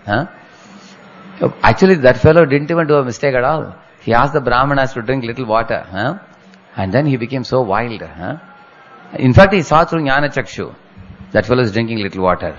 So he became angry. He came and took out his hair and created a big demand to kill him. Can you kill somebody for drinking little water? How surprising it is. This is just disproportionate anger, extreme anger. And he got his result for becoming so angry. And he was chased by the Sudarshan Chakra subsequently. Who got that example, yeah? Daksha becoming angry on Shiva. In that there is one very beautiful sentence. The proud persons cannot understand the opulences of great souls like Shiva. Proud persons like Daksha, they cannot understand the simplicity which is the opulence of great souls like Shiva. So he became very angry on Shiva, disproportionately angry, and criticizing Shiva so badly. Shiva never retaliated back. Any other example? Yes, Mataji, one answer. 4 Kumaras, when they went to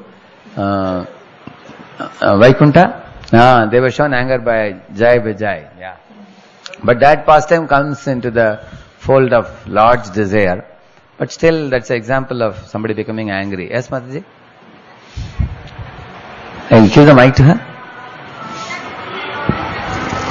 Anybody can hear it? No? Mother, Sita's anger on Lakshman.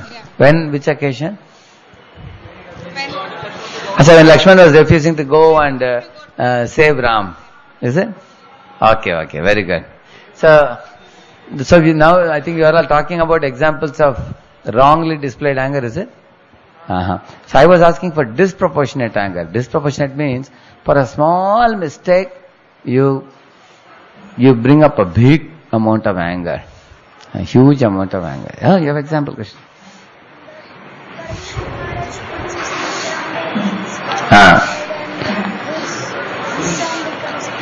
Shringi became angry on Parishit. Yes, that's correct. Any other new example? Yes? So, Indra. Indra's anger on Vijabhas is beautiful example it is. See, sometimes what happens in a home, sometimes there is only one teddy bear, and a mother is allowing the small boy to play, the teddy bear. And the big boy, he is given a tricycle, but then sometimes he takes the teddy bear from the small boy and he says, I want to play with it. And the small boy starts screaming. You've seen children screaming sometimes. Mom, he has taken my toy, he's not giving. And the mother is saying, hey, beta, give it back to your brother. It's a small boy, give it back to him. So he will take the teddy bear and throw it on him. You see that? You want it, no? Take it. Like that he throws it. And then that fellow will again scream, oh, he's beating me and all that. And the mother will say, hey, why are you beating? No, I am giving teddy bear, ma. What is he saying? Like that he will say. Isn't it? Like that Indra was throwing water.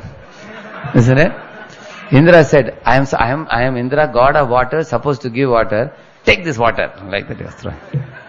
Huge elephantine size bulk waters were falling, like pillars or like elephants. Actually, when Krishna saw that, he smiled. He said, yes, Indra's duty is to give rain, but not like this. Because such a hailstorm is out of season. Krishna says it's out of season. Such heavy rains are unexpected. This is only due to this demigod becoming angry on me and the Vijabhasis. Now I will teach him a lesson now. And then Krishna planned what to do. That's a beautiful example. Indra wanted to kill the Vrijavasis just because they didn't obey him and they wanted to surrender to Krishna. Amazing. Yes? Very good. Parashuram's anger. Yeah. In that story, there are many people showing disproportionate anger. First of all, Jamadagni telling Parashuram to cut his wife's neck, Renuka's neck. That is also not proportionate. It's a very big punishment. Similarly, later on, the Kartavirya Arjun, he comes to take the Kamadhenu cow, So he cuts, I think, what he does, he cuts off the neck of Jamadagni, I think. Isn't it? Correct? He kills Jamadagni. Who? Kartavirya's sons. Before that also one more thing happens. I think Kartavirya Arjun is killed by whom? Parashuram? Because of that, Kartavirya's sons become angry and they come and cut off the neck of Jamadagni. And then Jamadagni is killed, his mother is beating on her chest, crying, hey Parashuram, hey Rama, hey Rama, hey Rama, like that. And she's going around the fire, And seeing that Parashuram is shedding tears, and then he says, now I will kill 21 generations of Kshatriyas, and he goes and kills. It's like, tit for tat. Back and forth it is going. Acha, why was Kartaviryajan killed by Parashuram in the first place? He snatched the cow. See, how the things happen. This fellow, Kartaviryajan, snatched the cow. From whom? Jamadagni. And Parashuram was sent to bring the cow back, but along with bringing the cow back, he killed Kartaviryajan, which was a very terrible offense, big.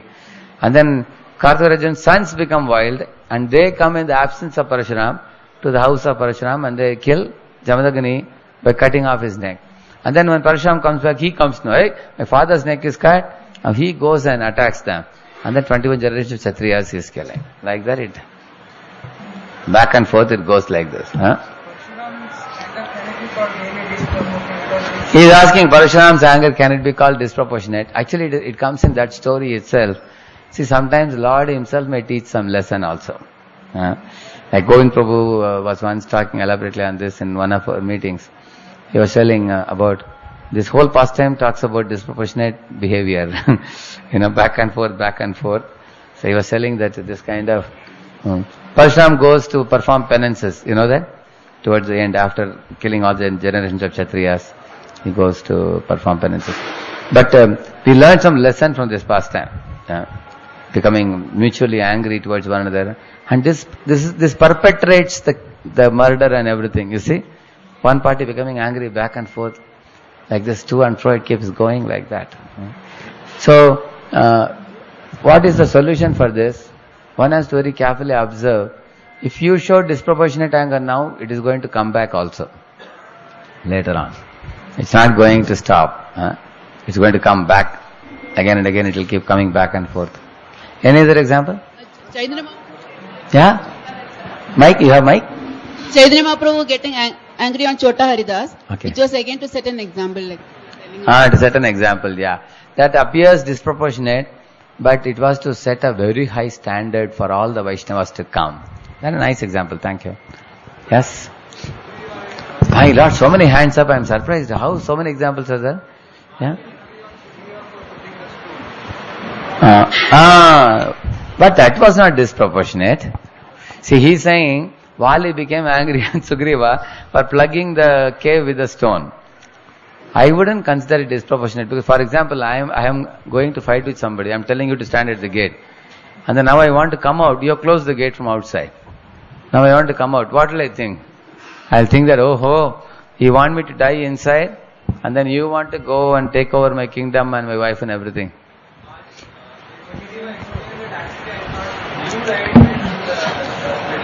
Although Sugriva was trying to explain, Vali was in no mood to hear.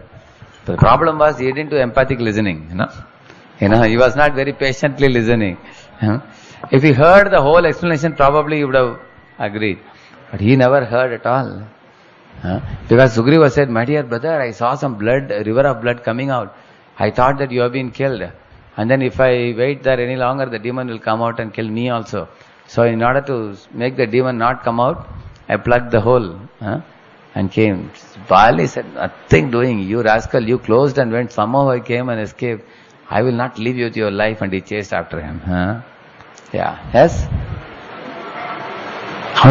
Mike should go very quickly. Fatafat, very quickly. Tak, one answer you should give. Quickly, go on. Many hands are up. And the Mataji said also, one mic should be given to Mataji's. We'll go. Prabhuji, Mataji, like that we'll go. One, very quickly. Who? Kamsa becoming angry on? And demigods? Devaki, yeah, that is good. Kamsa becoming extremely angry and Devaki is Niraparadi. She has no reason. She hasn't done anything to become angry. Very good. Yes? Yeah. Indra becoming extremely angry on Vishwarup for giving some share to the demons. Cut off the heads. Yeah. Who became angry? Indra. Yeah, Indra became angry on Vishwarup, correct. That's also disproportionate anger, yeah? Sage becoming angry on Indradumna Maharaj. Who? Forgot that. Agastya sage. Yeah. Oh, actually Agastya sage becoming angry on Indradumna was not like a conditioned soul's behavior. The sage contemplated on offering him a body where he can see Vishnu face to face. So he gave him the body of Gajendra. And another lesson is that when the sage came with his disciples, this king did not offer due respects. So on one hand the sage cursed him, but his curse turned into blessings, because sages always have well-wishers. So that cannot be counted in disproportionate anger. Any other example? Parvati getting angry on Chitraketu. Perfect example it is. Parvati getting angry on Chitraketu. Very perfect examples. So when Mataji said that answer, 4 hands went down. And because I think they must have had the same answer, I think. Yeah. Yes? Here's the mic. Take the mic quickly. Yeah. Hiranyakashipu becoming angry on Prahlad Maharaj. Yeah. That is very, very true. Hiranyakashipu becoming angry at Prahlad is, you see, small children should never be rebuked. They are to be treated with great tenderness. You have seen how parents treat small children. A 5-year-old child, how the father and mother would treat. Sometimes they put the child in the air like this and catch, and so much pleasure they give to the child. Sometimes, like when I was a small boy, my father used to take a towel, take a towel and put me in a towel and wave like this, wave like this, just for giving pleasure, you see. Actually, parents are supposed to give pleasure to the child and make the child very joyful. But here is Hiranyakashipu, he is moving his eyebrows and his nose is becoming, nose bulging and eyebrows moving, and with crooked eyes he is seeing and gritting the teeth. He is yelling and shouting at Prahlad that I am going to kill you. It is really not befitting. You see, in front of our house, even if a Pahlavan comes and says, I am going to kill you, we are likely to run away from the backyard and go somewhere else. Is it not true? But here is Prahlad being threatened by the king of the whole universe, his own father, such a big demon, but he is not running away at all. He is fearless. But that is disproportionate, surely. Very nice example it is. Perfect example. Prachetas becoming angry at the trees which grew around the pond. That is not disproportionate. Yeah, because the trees had covered the whole world. They wanted to clear up so that people can inhabit the world properly. It's not called as disproportionate. Any other you all are giving examples of anger, but I am looking for example of disproportionate anger. Hare Krishna. Mother Sachi becoming angry on Advaita Acharya. Mother Sachi becoming angry. That is on a transcendental platform. Mother Sachi's anger is no anger, and Advaita Acharya never committed any offense on either side. That these pastimes have to be released on a transcendental platform. Ravan getting angry with Vibhishan. Yeah? Ravan getting angry with Vibhishan and throwing him out of that's very good example. Ravana unnecessarily becoming angry on Vibhishan and kicking him out of the palace, although he was the most well-wishing brother. Yeah, thank you. Anyone else? Saubri Muni becoming angry on Garudji when he took that. Very good example. Saubri Muni becoming angry on Garudji. See, this example is very important. Why? For all of us. Because Garudaji is the servant of the Supreme Personality of Godhead. And Saubri Muni was an impersonalist. And he became angry on Garudaji. So especially to become angry on Lord's devotees, we have to be very cautious. Because if our anger is not justified anger or righteous anger, that anger will come back on us from the Lord. Lord will get really wild on us. Hare, you are handling my devotee like this? You rascal, I will kick you out of the association. Lord may throw us out of association. If our anger is unjustified anger. Especially, so I heard one seminar where they were telling there are different types of anger. Anger on Mayavadis and Sahajas and atheistic scientists and all that. It's one type of anger. And the anger that you may have on yourself, as somebody asked. And the anger that we direct on devotees. So this third one is the most dangerous. And Garuda was a devotee, not an ordinary devotee, very great devotee. And Saubri became angry on him. Actually, Garuda did a small mistake. See, Saubri told him, you see, you cannot eat any more fishes from this pond. He told them. That's all, you quit this place. And Garuda thought that anyway, now I am going to quit this place. Let me take one fish and go. So he just came down and picked up the leader of fishes and he went. And Saubri became very angry. Just now I told you cannot touch the fishes. How can you take a fish? If you ever come to this pond to take any fish, I curse you to die, he said. Very dangerous it is.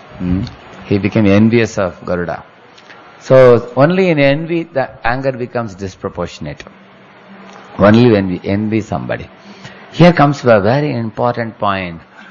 You see, when we want to correct somebody, but we are not envious of that person, our mood will be one of love. We will be able to lovingly correct the person. The proof is here. See in this verse, just now which we read now, he is saying, Alam vatsa atiroshena. What is the meaning of vatsa? Oh, my son is calling. My dear son. So he is calling him as son. So the word vatsa or tata, Krishna says, no, nahi kalyana krit kaschid durgatim tata. Tata means my dear son.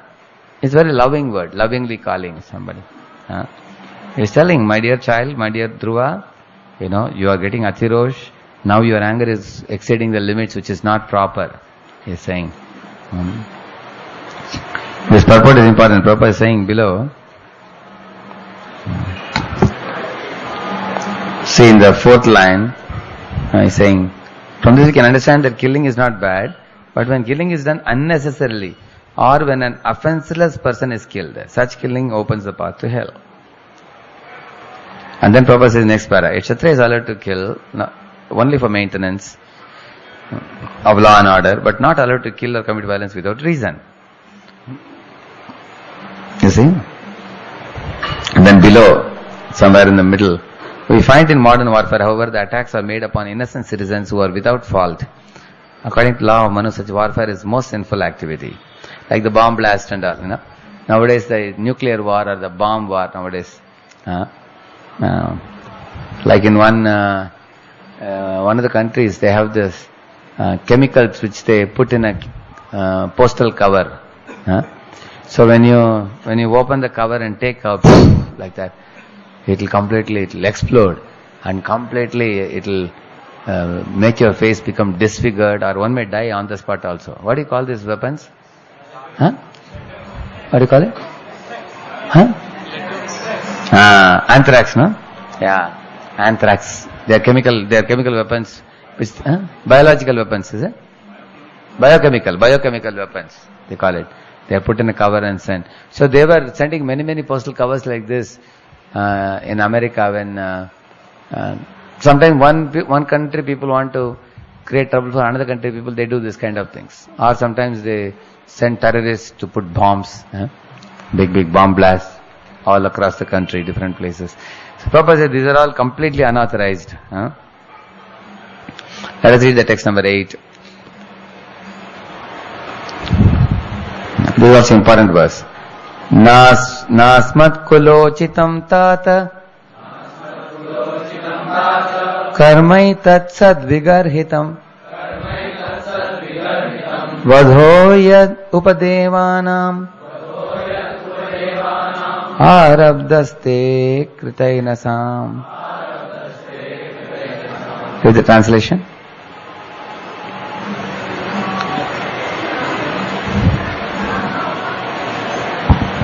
My dear son, the killing of sinless yakshas which you have undertaken is now not at all approved by authorities, and it does not benefit our family, which is supposed to know the laws of religion and irreligion. See, two words he is using. Kula uchitam. Kula uchitam means befitting your kula. So this is very important. We have to ask a question to ourselves. If I become angry on somebody, is it befitting my kula? And what is our kul? Gadadhara Morakula, isn't it? You know that song? What is that song? Advaita Acharya Bala Gadadhara Morakula Hari Prayamo. So, this kula is actually, he is talking about his Vamsha, dynasty. But in our case, we are coming in Vaishnava Kula. So is it befitting a Vaishnava Kul or the Brahma Madhva Gaudiya Sampradaya? We are coming in the line of such wonderful Acharyas. We should not bring bad name to our Kula. And then Sad Vigarhitam is saying. What is Sad Vigarhitam? It is not approved by the authorities, he is saying. See, these are all solid words. Kula uchitam, sad vigarhitam. Sad vigarhitam means, it's not approved by your superiors. Swayambhav Manu says, I cannot approve of your action. Your action is disproportionate, he's saying. Nor will Brahma be happy with your behavior. Nor will Lord Vishnu be happy with your behavior. Nor will any gentlemanly Vaishnava will be happy with your behavior. Your behavior is inappropriate. That's the meaning of your actions are not approved by authorities. All of you, in your life, ask this question to yourself. Sometimes you acted in a certain way, and then you go and ask a person, in this situation I acted like this. What do you think? Was it all right? It's a very good question to ask, especially your equals. And they may be able to tell you, I think you acted in a disproportionate way. Or the punishment you gave was too much. It was inappropriate. They might say. Or they may tell you, you are too mild. So this is always a question for all of us. Even parents have a worry, whether to punish a child or pamper a child. What is to be done to raise the child properly? Some parents pamper the child fearing that the child should not lose his love for us. So they pamper the child. Some parents, they want to show the stick and control the child so that he will not go on the wrong path. Otherwise, nowadays children, even a third standard child is having Facebook nowadays. He's putting all his news in the Facebook for the whole world to watch, if you see. Like that. They have boyfriends, girlfriends in third standard only. So now parents, should they show a stick or not? Should they control them or not? It's a very big confusion for them. So this is a great challenge, how to train. Prabhupada said, show the stick but don't beat. Prabhupada said. Because once you beat, the child loses respect for you. But if you show the stick, the child has to have a loving fear. Love blended with fear. And that is the most healthy platform for training. If you want to train somebody in some good thing, although there is fear, there is also love. Parents are doing so much for me. But at the same time, if I do this, the parents will not like, I will not do it. So, similarly, Kshatriya also is a king. You should create fear in society that people cannot do wrong things. But he cannot go out of proportion like this. Swayambhav Manu says, Kula Uchitam, or it is not Kula Uchitam, it is Sad Vigarhitam. It is not approved by the authorities, Dhruva is saying. Which means, punishing someone unnecessarily, or punishing offenseless persons, or punishing without reason. 3 things he is saying. It opens path to hell. What are the 3 things? Punishing unnecessarily, or offenseless persons, or without reason. That opens path to hell. And also approval from authorities is very important. Next verse. Read the translation. My dear son. My dear son, the killing of the sinless yakshas which you have undertaken is not at all approved by the authorities, and it does not befit our family, which is supposed to know the laws of religion and irreligion. Next verse. I have one question for you. Yeah. I just wanted to know that Dhruva Maharaj, being a pure devotee, how he was overthrown by such anger which is shown. That reason will be given at the end of the next chapter. We will come to that. Okay. That will be explained. Dhruva Maharaj himself explains it. We'll see that. Yes. 9th verse translation. My dear son. My dear son, it has been proved that you are very much affectionate towards your brother and are greatly aggrieved at his being killed by the yakshas. Just consider, for one yaksha's offense, you have killed many others who are innocent. See, this is very important. Here Swayambhav Manu is like a counselor, and Dhruva is like his counseling. Now he is explaining the counselor or superior should first of all empathize with the other person. He is telling, Dhruva, don't think I am not aware of the context. I know the context. What is the context? You are very attached to your brother, and you are also very aggrieved because of his loss, that he has been killed. I know the background, and one yaksha has killed your brother. I know all these things. Don't think I don't know. I know the reason why you have waged this war. You have not waged this war meaninglessly. But at the same time, just for one yaksha's offense, you have killed so many others who are innocent yakshas. Next verse is also very important verse. Nayam margo hi sadhunam Rishikeshanuvartinam Yadatmanam paragrihya Pashuvad bhuta vaishasam. Here he is explaining, I have given a heading to this verse. Path of Vaishnava sadhus versus path of those in bodily concept of life. How should Vaishnava sadhus behave and how should people in bodily concept of life behave? That it explains. He is saying you are killing these yakshas as if they are animals. Because you are considering that the body of yaksha has killed your brother.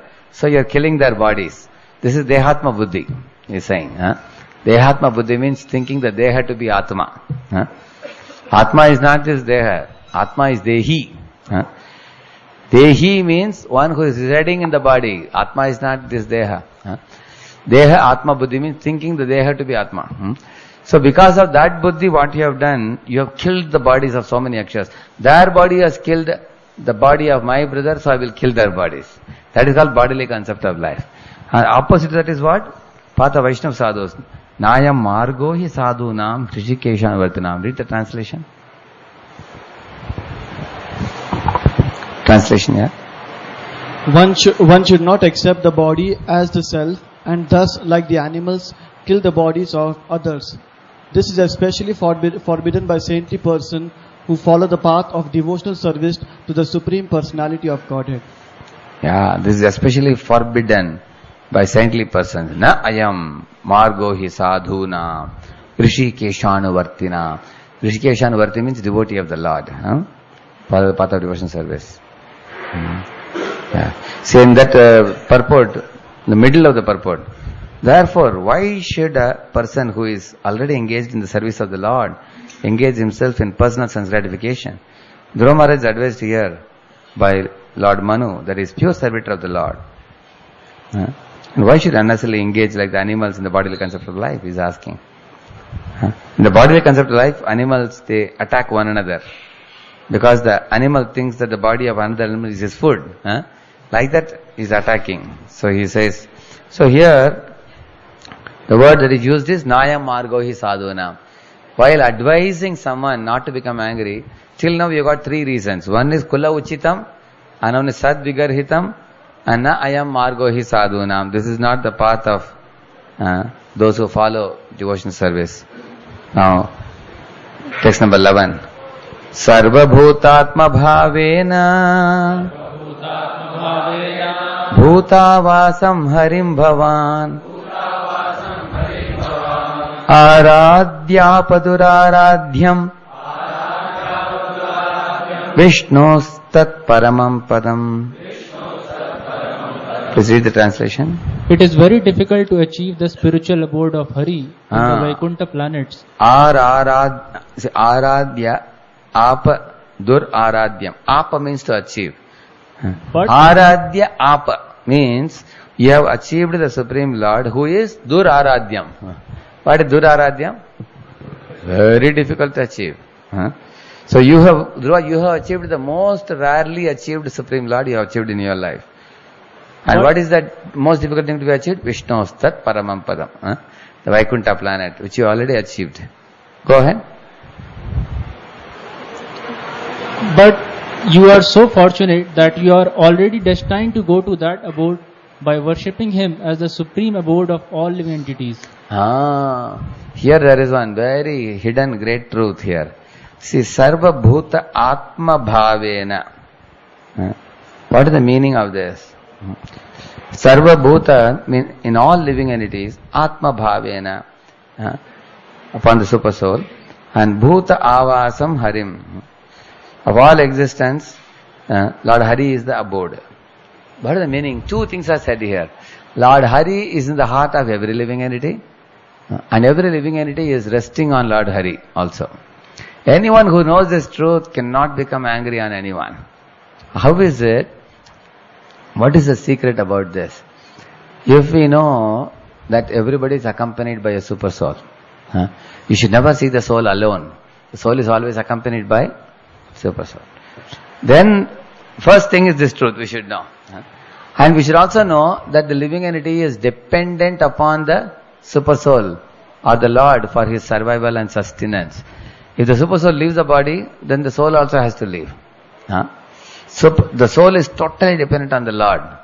That is why he says, the Lord is in the heart of every living being, and every living being is dependent on the Lord for his survival. Like this.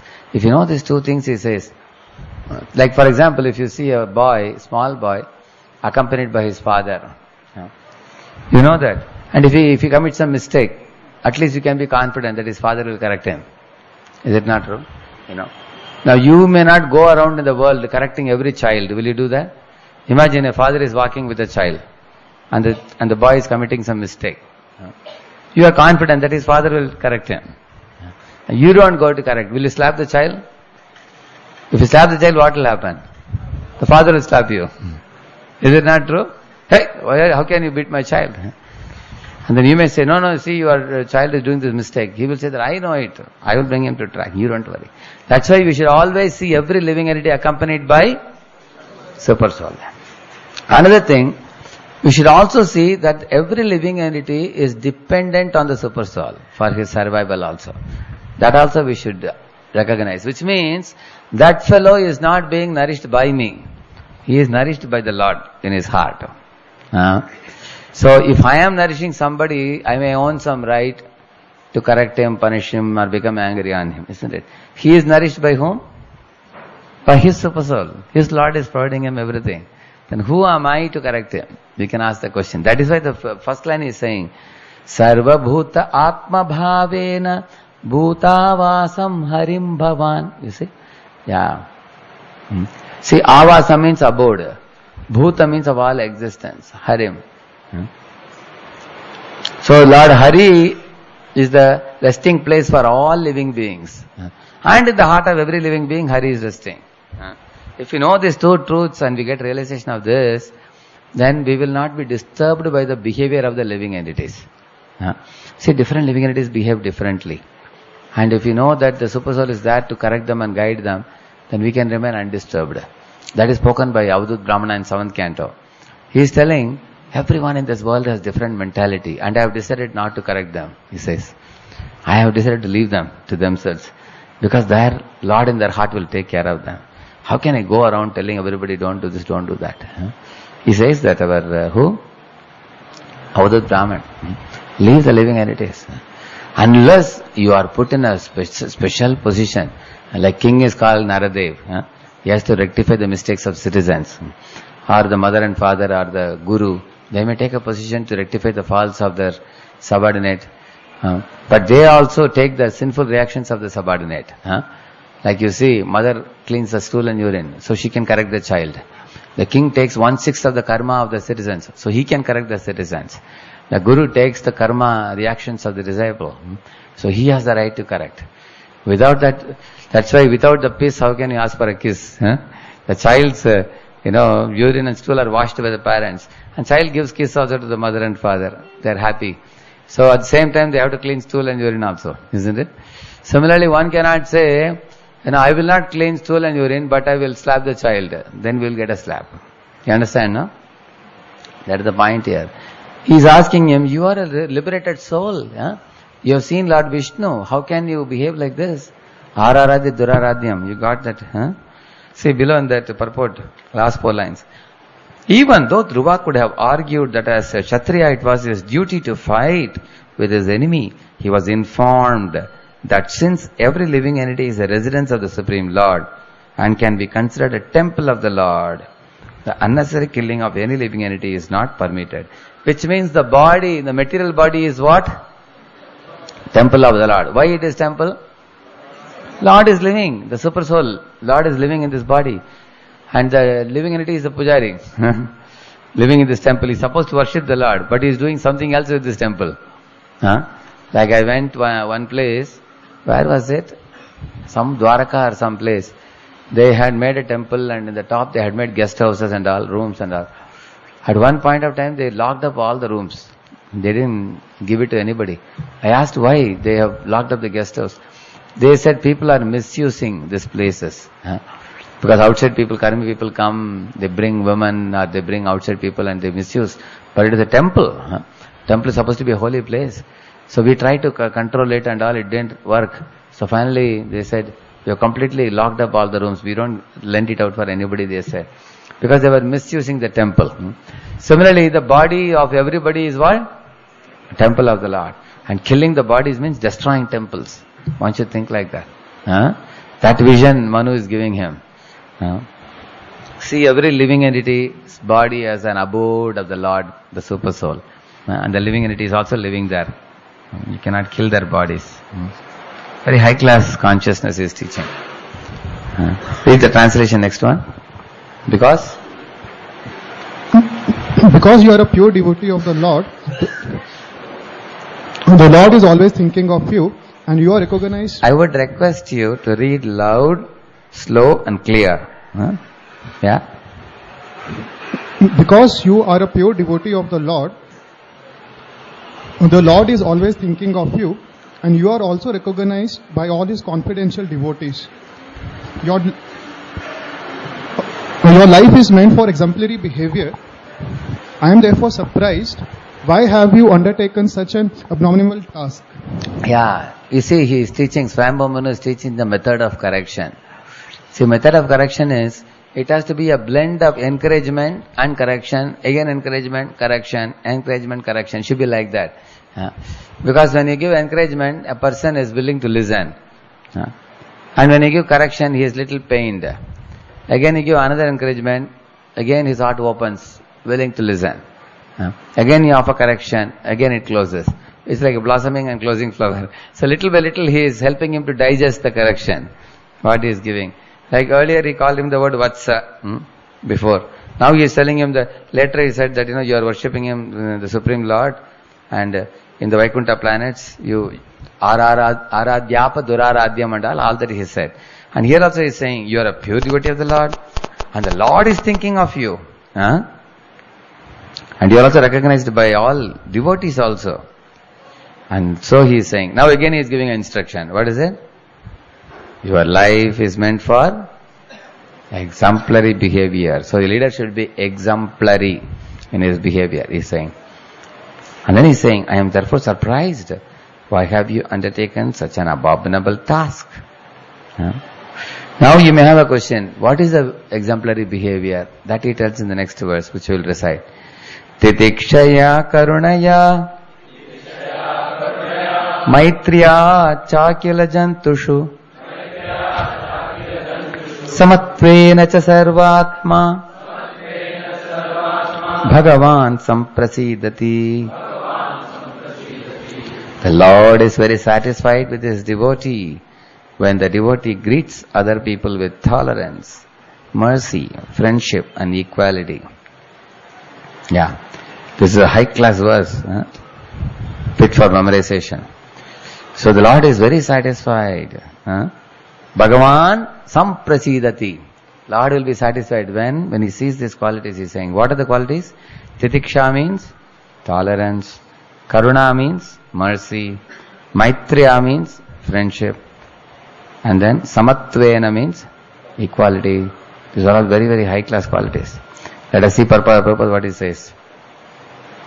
It's the duty of a Madhyamadhikari to act in accordance with this verse, Prabhupada is saying. And somewhere in the middle he is saying, sometimes devotees are ill-treated by envious persons. It is advised that an advanced devotee should be tolerant. He should show complete mercy to persons who are ignorant or innocent. A preacher devotee is meant to show mercy to innocent persons, whom he can elevate to devotional service. Everyone by constitution is an eternal servant of God. Therefore, a devotee's business is to awaken everyone's Krishna consciousness. That is his mercy. See, here it's very important. Because Prabhupada says, what is mercy? Basically here he says, preaching is mercy. He says, if you go out, you distribute books, you elevate a conditioned soul to become Krishna conscious, it is mercy. But it is not enough for us to have only this much understanding. It is not enough. Why? Because we can be in a superiority mode if we think about mercy like this. Because we may think we are Hare Krishna devotees and those fellows are fools and demons, and we will go and distribute the books to them and we will elevate them, and then we will also make them like us who are great souls. Now we may think like this.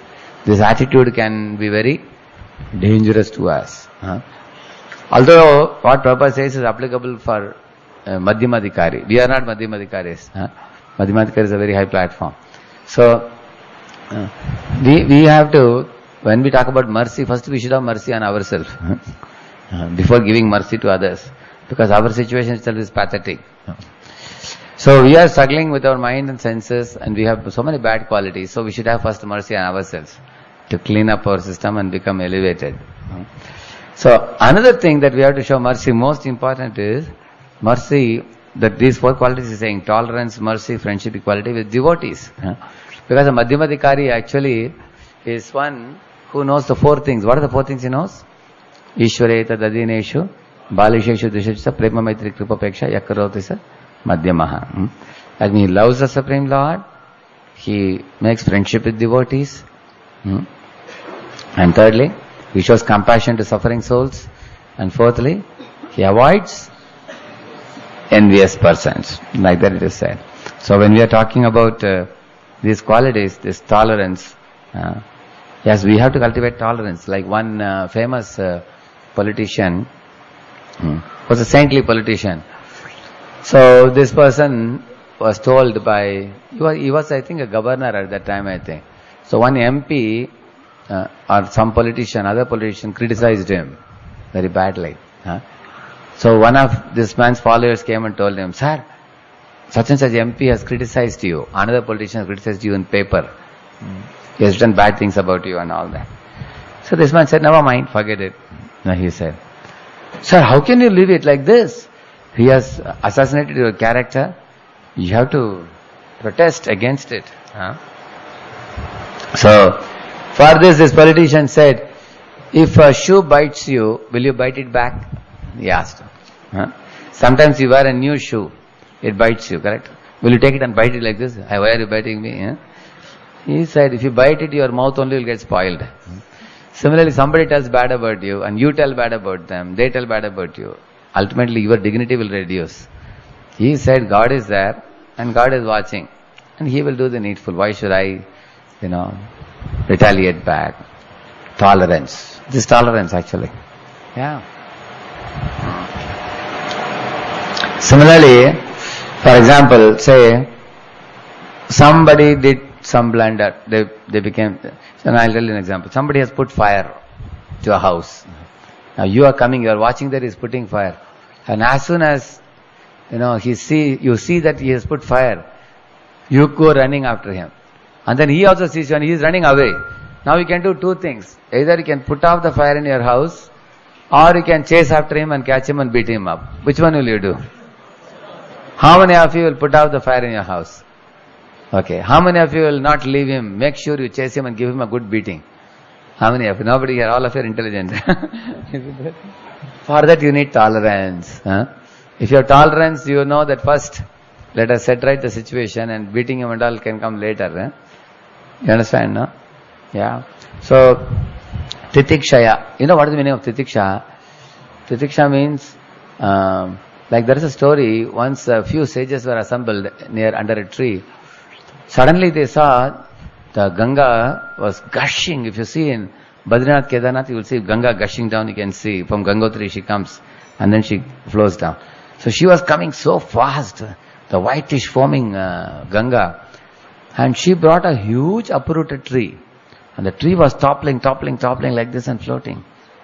So one sage asked Ganga Mata, he asked, "My dear Mother Ganga, how is it that you have uprooted such a huge tree and you are rolling the tree down the hill?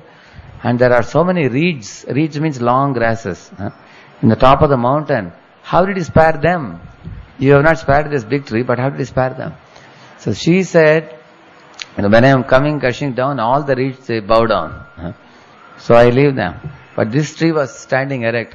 So I uprooted this tree and I brought it down.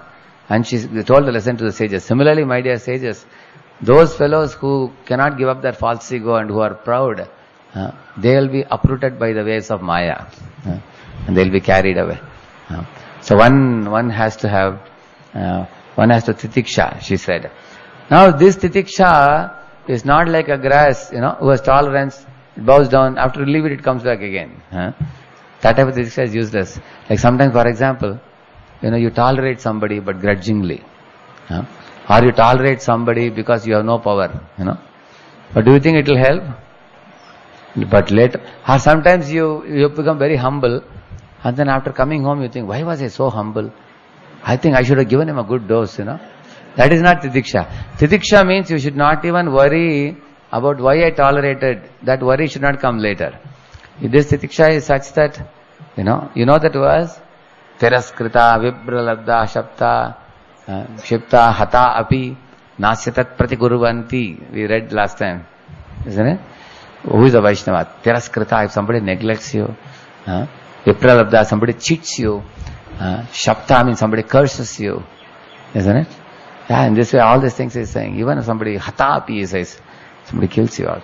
So, he's saying here, we need tolerance. We have to cultivate tolerance. Yeah. And he's saying cultivate mercy, karunaya, maitriya.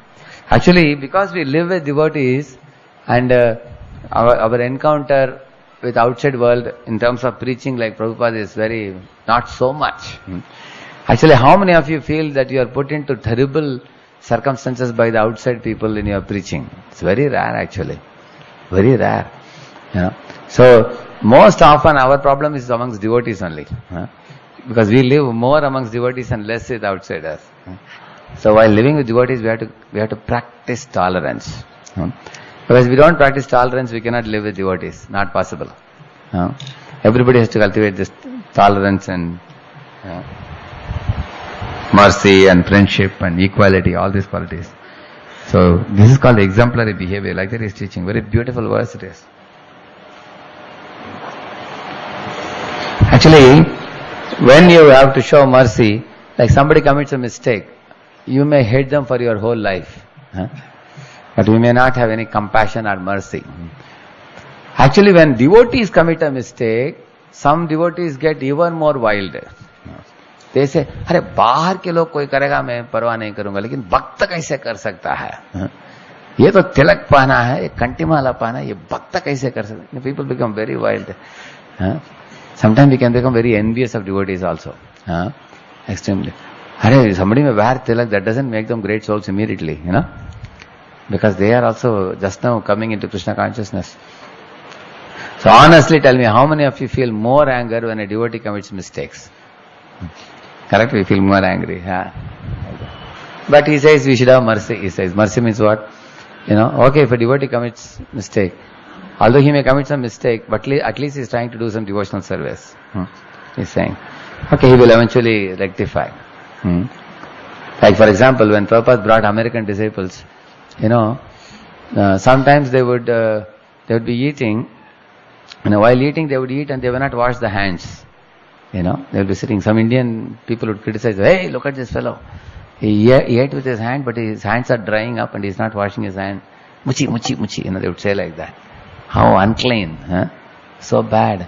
Prabhupada says that a sadhu should not, even then you should consider them sadhus, because their heart they have love for Krishna. They may be not so strict in their external standards of behavior, but in their heart they have faith in Guru and surrender to Krishna and all that. So you should have mercy on them. Or some American devotees coming and he cannot pronounce very well, Hare Krishna or something like that they say. Indian people tease them, they say that he cannot pronounce properly. Correct? And when he went to South India, some people are saying, because devotees are chanting Hare Krishna, like this Chinese people you have seen, how they chant? Very difficult for them to chant, because in Chinese language, R is not there, Ra is not there. Like that they will chant like that. Very great difficulty. If somebody says they have no good pronunciation, but they have devotion, you see, that should be appreciated. So we should have mercy, not just... So, pinpointing faults is very easy. But he's saying, try to have mercy, he's saying.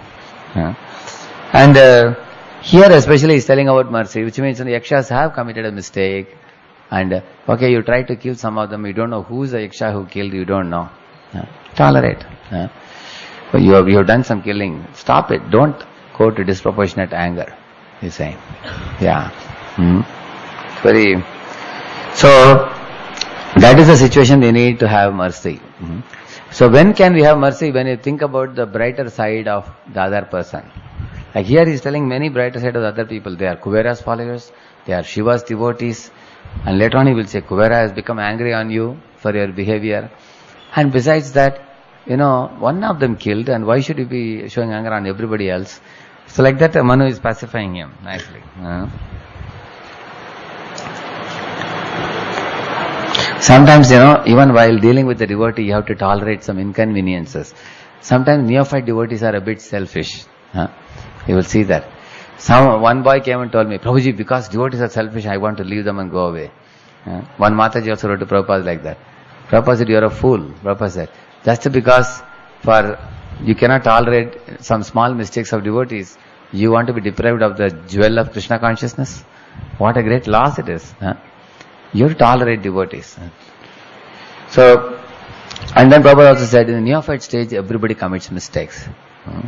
Can somebody tell some mistakes devotees commit without taking any names, which irritates your mind, which makes you lose tolerance, without taking names?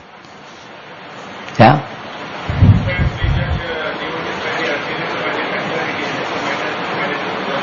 What is it?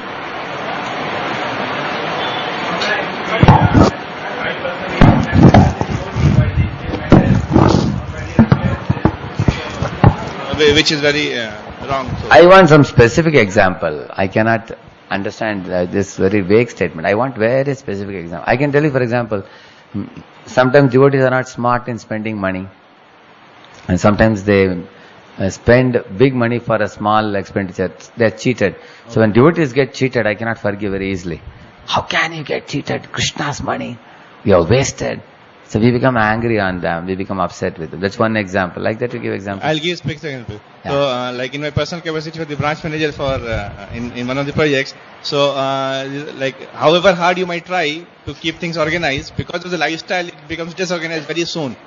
So that was something which... lifestyle, what happens? Lifestyle? It becomes disorganized. Even if you keep it when a devotee is disorganized, then you may get upset also. For example, you tell a devotee that 7 o'clock, I am starting a program, I need a projector. And I need mridangam, kartal, harmonium, everything, devotee should be ready. And 7 o'clock you come here, and all the audience is sitting, there is no mridangam, no kartal, no harmonium, no projector, nothing is said. And you find a devotee, and you are singing Radha Madhava, at the end of Radha Madhava, one devotee comes running. Prabhuji, here is the projector, I am opening it now. Please, where is your laptop, I will set it up. And then he comes at 7:15, 7:20. So you get really upset. I saw in Tirupati, when I was there, one Navadvipvasi devotee, he is living in Tirupati, the disciple of His Holiness Jayapadaka Swami Maharaj, I think. So every morning he sings between 6:55 to 7, in only 5 minutes. Or sometimes 6:52 or 53 to 7. 7 minutes he sings. And very beautiful melodious voice. He finishes 2-3 Vaishnava songs. He sings in that, playing on the harmonium. You can observe when you go to Tirupati temple. Morning time, very soothing. So one brahmachari used to come to accompany the mridangam for him, So this devotee always comes at sharp 6:52 or something, and the brahmachari won't come. So he will have to sing only with harmonium. So, and that brahmachari will come generally 1 minute before 7. And for the last 1 minute, and then he will play the mridangam. He's a good player. Only thing is he won't come in time. He comes late. So I was there for about 4-5 days. Every day I was observing this. One of the days I played mridangam to help him out. I did. So every time I saw this devotee every day, when this boy would come and start mridangam, so this devotee would show, he would show that, look at the clock, Gadi dekho. And then he would continue singing. That's all he would do. Is he not merciful? Very merciful. Imagine if you were in his position, what you will do. And every day this brahmachari comes late. What will you do? This requires some mercy, because this person respects devotees, is able to tolerate that. If I were in the position, I will take him on task. I won't leave him. Because I demand punctuality. 6:52 means 6:52. Some punishment should be given, isn't it? Some transcendental punishment. Write 108 Mahamantras or something like that. You know? Yeah. So that is the meaning of mercy actually. Devotees commit mistake, they're unorganized sometimes. Like you take a devotee with you for a program, to a posh house, you're going to do a program, big people, and this devotee, his dhoti is in one color and kurta is in another color. And his dhoti is torn in 3 places, Yeah. And he is keeping little beard, little hair also. He looks, no tilak, only very fine tilak. If you see like they take a devotee like that, it looks very dirty clothes. And you feel very bad. You come to this program, you look like a beggar. What will these people, they laugh at you. So sometimes you get disturbed by devotees who are like avadutas, unorganized devotees. It's a good example you said. Any other example? When devotee commits mistake, you find difficulty in being tolerant and being merciful. Sometimes. Yes, Anubhav Prabhu. Anubhav plus Anubhav.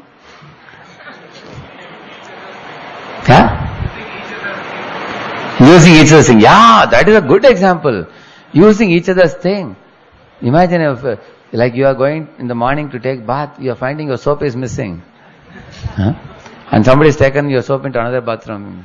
Of course, I don't think devotees do that. Or one devotee comes to go to his college or program, he finds a chapel missing, so he uses another devotee's chapel. See, Grihasthas may not have experience of this, because in home they have chapel for one for each. But in boys group or brahmachari group, we can see this. We have a strict rule in our temple. Nobody should take anybody's chapel. If your chapel is not there, go barefoot. Don't take another chapel, because his bad karma will come to you. But if you put your head on his feet, his good qualities will come to you. What do you want? You want his good qualities or his bad karma? Yeah. So you cannot use others' chapels. So if somebody uses like somebody takes your dhoti and wears, then you become upset. Using another's thing. Very good. What else? Yeah?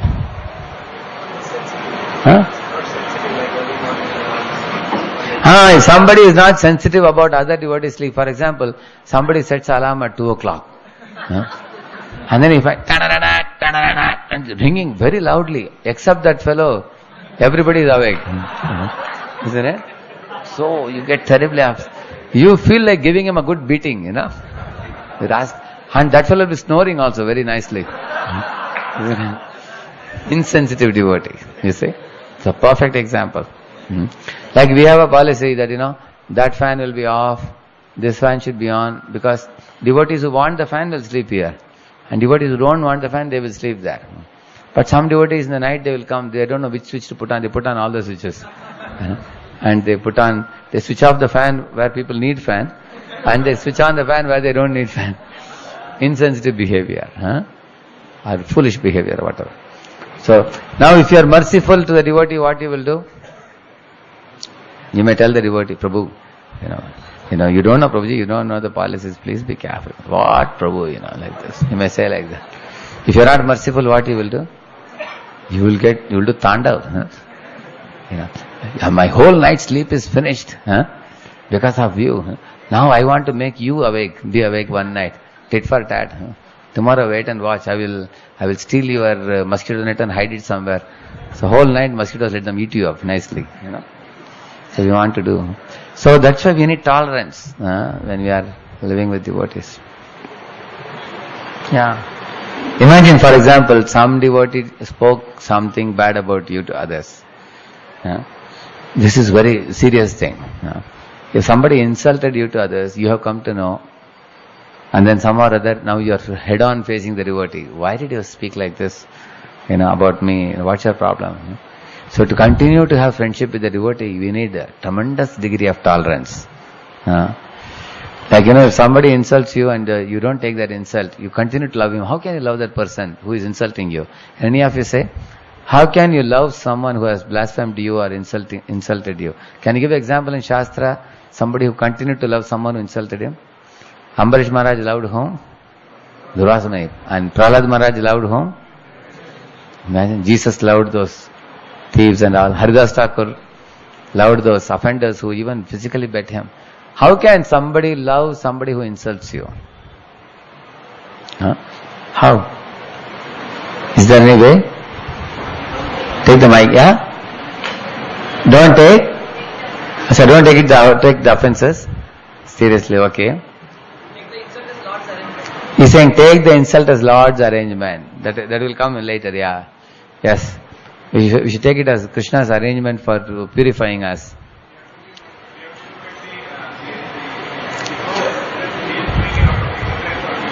He's saying we should see that soul is insulting me out of ignorance, he's saying. He is not aware of my greatness. Is it? What is that?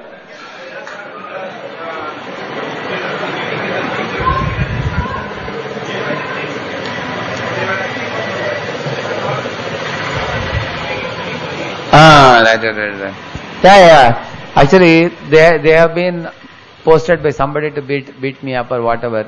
They are foolish, they are ignorant. Leave them, forgive them. And in fact, he prayed for them. That is even greater. First of all, tolerating is one thing. But to pray for somebody who is insulting you is even more greater. Yeah? He is saying if you are grateful to someone, if that person insults you, you won't feel insult at all.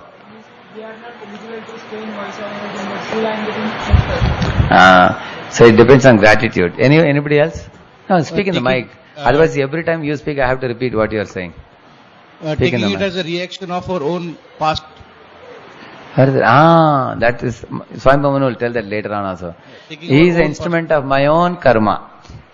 Like that we can think. That's another thing. Very good. Very nice. Accepting is an opportunity to correct ourselves, because there is always accepting it as an opportunity to correct ourselves. Yeah.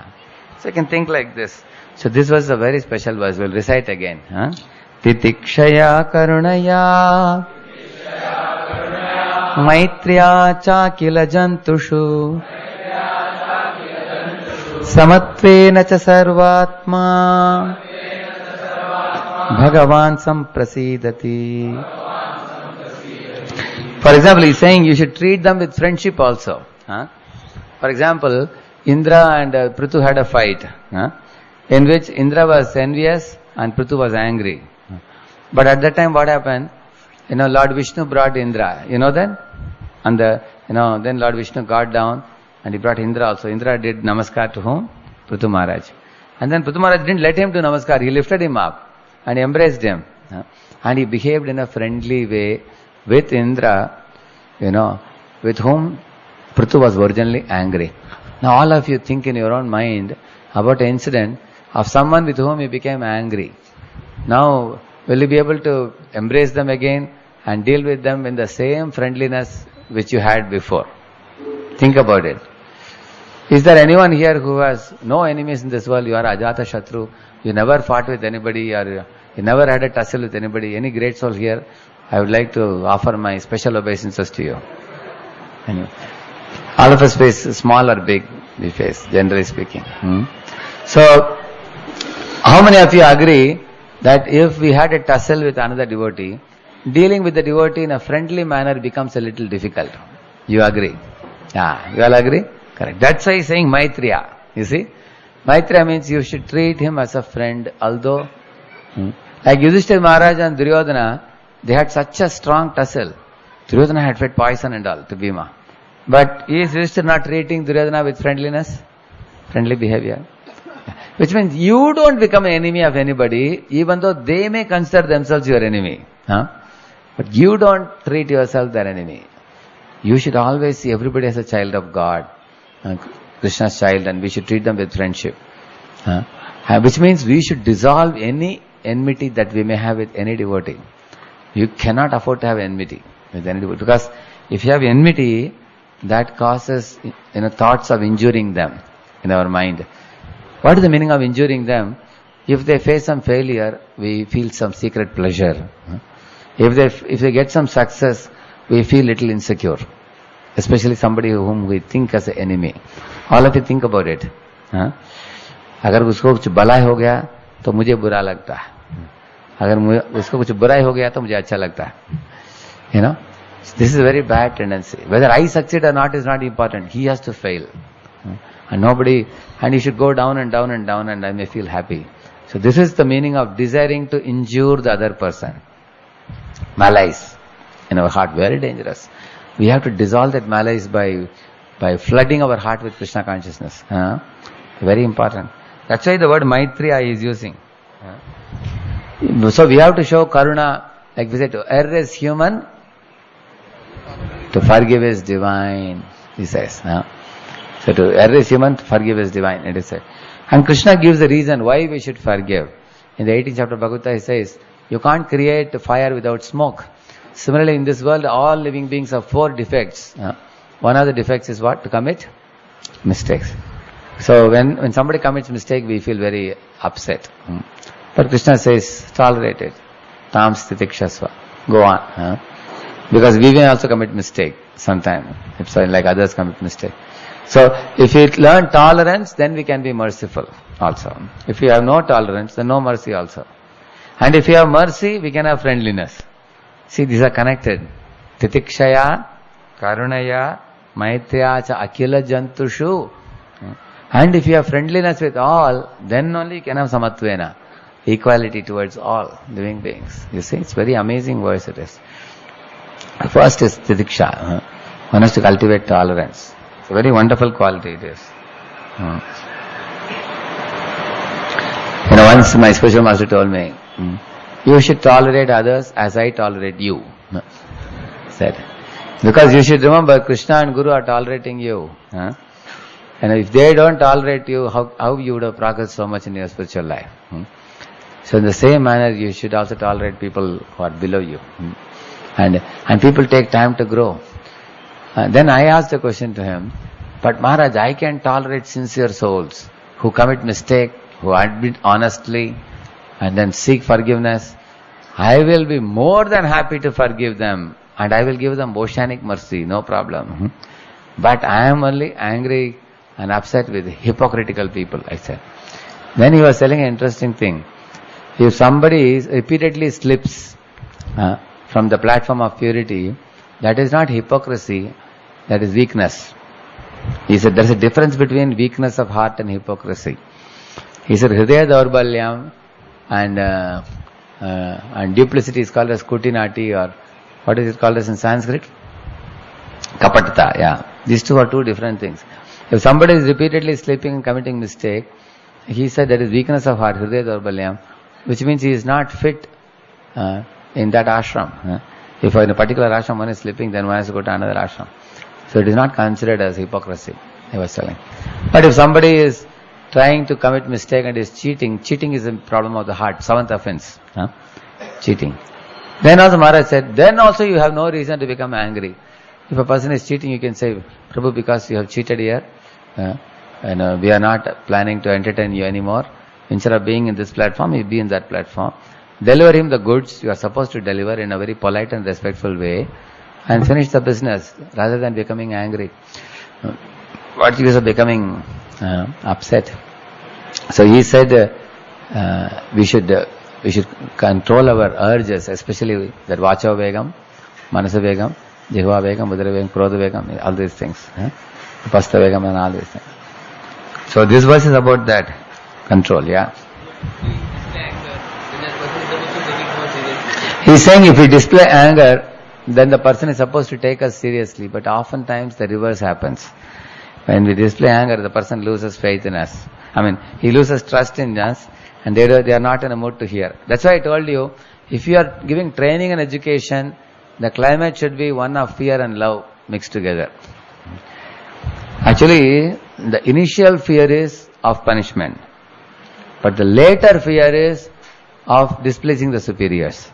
So the later fear is a better fear. For example, I should not fear my Guru, but I should fear to displease him. Oh, if I do this, how will my Guru be pleased with me? That is an advancement. And then later on there is no fear, only love. That's a very high platform. So we should blend our training with love and fear. We should not be, like here you see he's saying Tata, Vatsa, my dear son, and he's telling his glory. It's very difficult to offer correction. It's called correcting without hurting. It's very tough. How to do that? We should learn from great souls how they have done it. They are recognizing the good work done and they are appreciating. Along with that, they are offering corrections. So the person who is receiving correction is thinking, this is my well-wisher. He loves me. He wants me to improve so that I can be a great success in my life. So he wants me to go back to Vaikuntha. He has no other hidden agendas or motivations. So that kind of idea we have to give.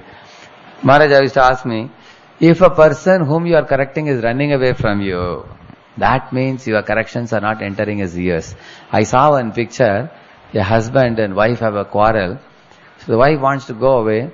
So the husband is catching her long hair and going near her ears and shouting in her ears, "Are you understanding me?" Like that, And she wants to go away. Do you think she is taking his advice seriously? She will throw it to the wind. She will not hear. Such kind of behavior doesn't help people improve at all. And it will have a negative effect. It will go down actually. In fact, it will increase the distance of their hearts even more. So, forcing people doesn't help so much. But at the same time, if you don't correct a person at all, if you only give love, like Johnson said, spare the rod and spoil the child. Child will get a spoiled child. And you can never rectify the spoiled child later on. Child become a bad child. So we need a kind of balance. Here you see, he is appreciating, giving correction. Again appreciating, giving correction. He is balancing very nicely. It's like when you are hitting a vessel, aluminum vessel, they keep the hand inside. With the hammer they hit. Hit it, keep the hand inside. So this is empathic listening. At the same time, both you do. Our Radha Gopinath used to say, a velvet gloves, iron fist with a velvet gloves. If you put a velvet gloves around iron fist, somebody hit, who is hitting me? Same time, it's velvet, no problem. You feel like that. It's called as, this is the meaning. Iron fist with a velvet gloves. So this is the meaning, a very beautiful example. So I am going to stop here and continue this in one more session whenever we have next time. What is the date? 17th July, our next meeting, because we have camps and all in between. So we will be meeting on 17th July, where we will complete this chapter and the next one. Some more discussions will come, and I will take some questions that time. Now,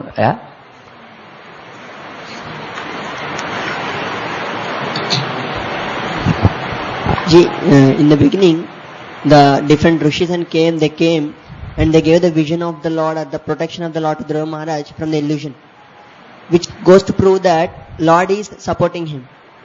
Whereas later on it was portrayed that what Dhruva Maharaj has done is a mistake, like Atirosh. Yeah, correct. So how we need to understand this too? Yeah. Actually, he was covered by illusion of the yakshas, so the Lord arranged for the sages to go and save him. So when he came out, it was the duty of Dhruva to think in his mind that anyway I have come out of the illusion, I have the power to go to Alkapuri. He proceeded to Alkapuri now, deep inside. And he wanted to do further killing. At that time, it was duty of Dhruva to think at his own feet and understand that I will stop killing now. Because how many yakshas will I kill? Anyway, I don't know who is the one who killed my brother, I don't know. And he should have returned back. That's what the Lord would have expected from him. So we all have to use our free will in a right manner. When we misuse it, then we get such advice from Manu and others. Yeah. So I'll take further questions next week. Today I'm going to sing one song and we'll conclude. You can put the Akrodha Permanent song.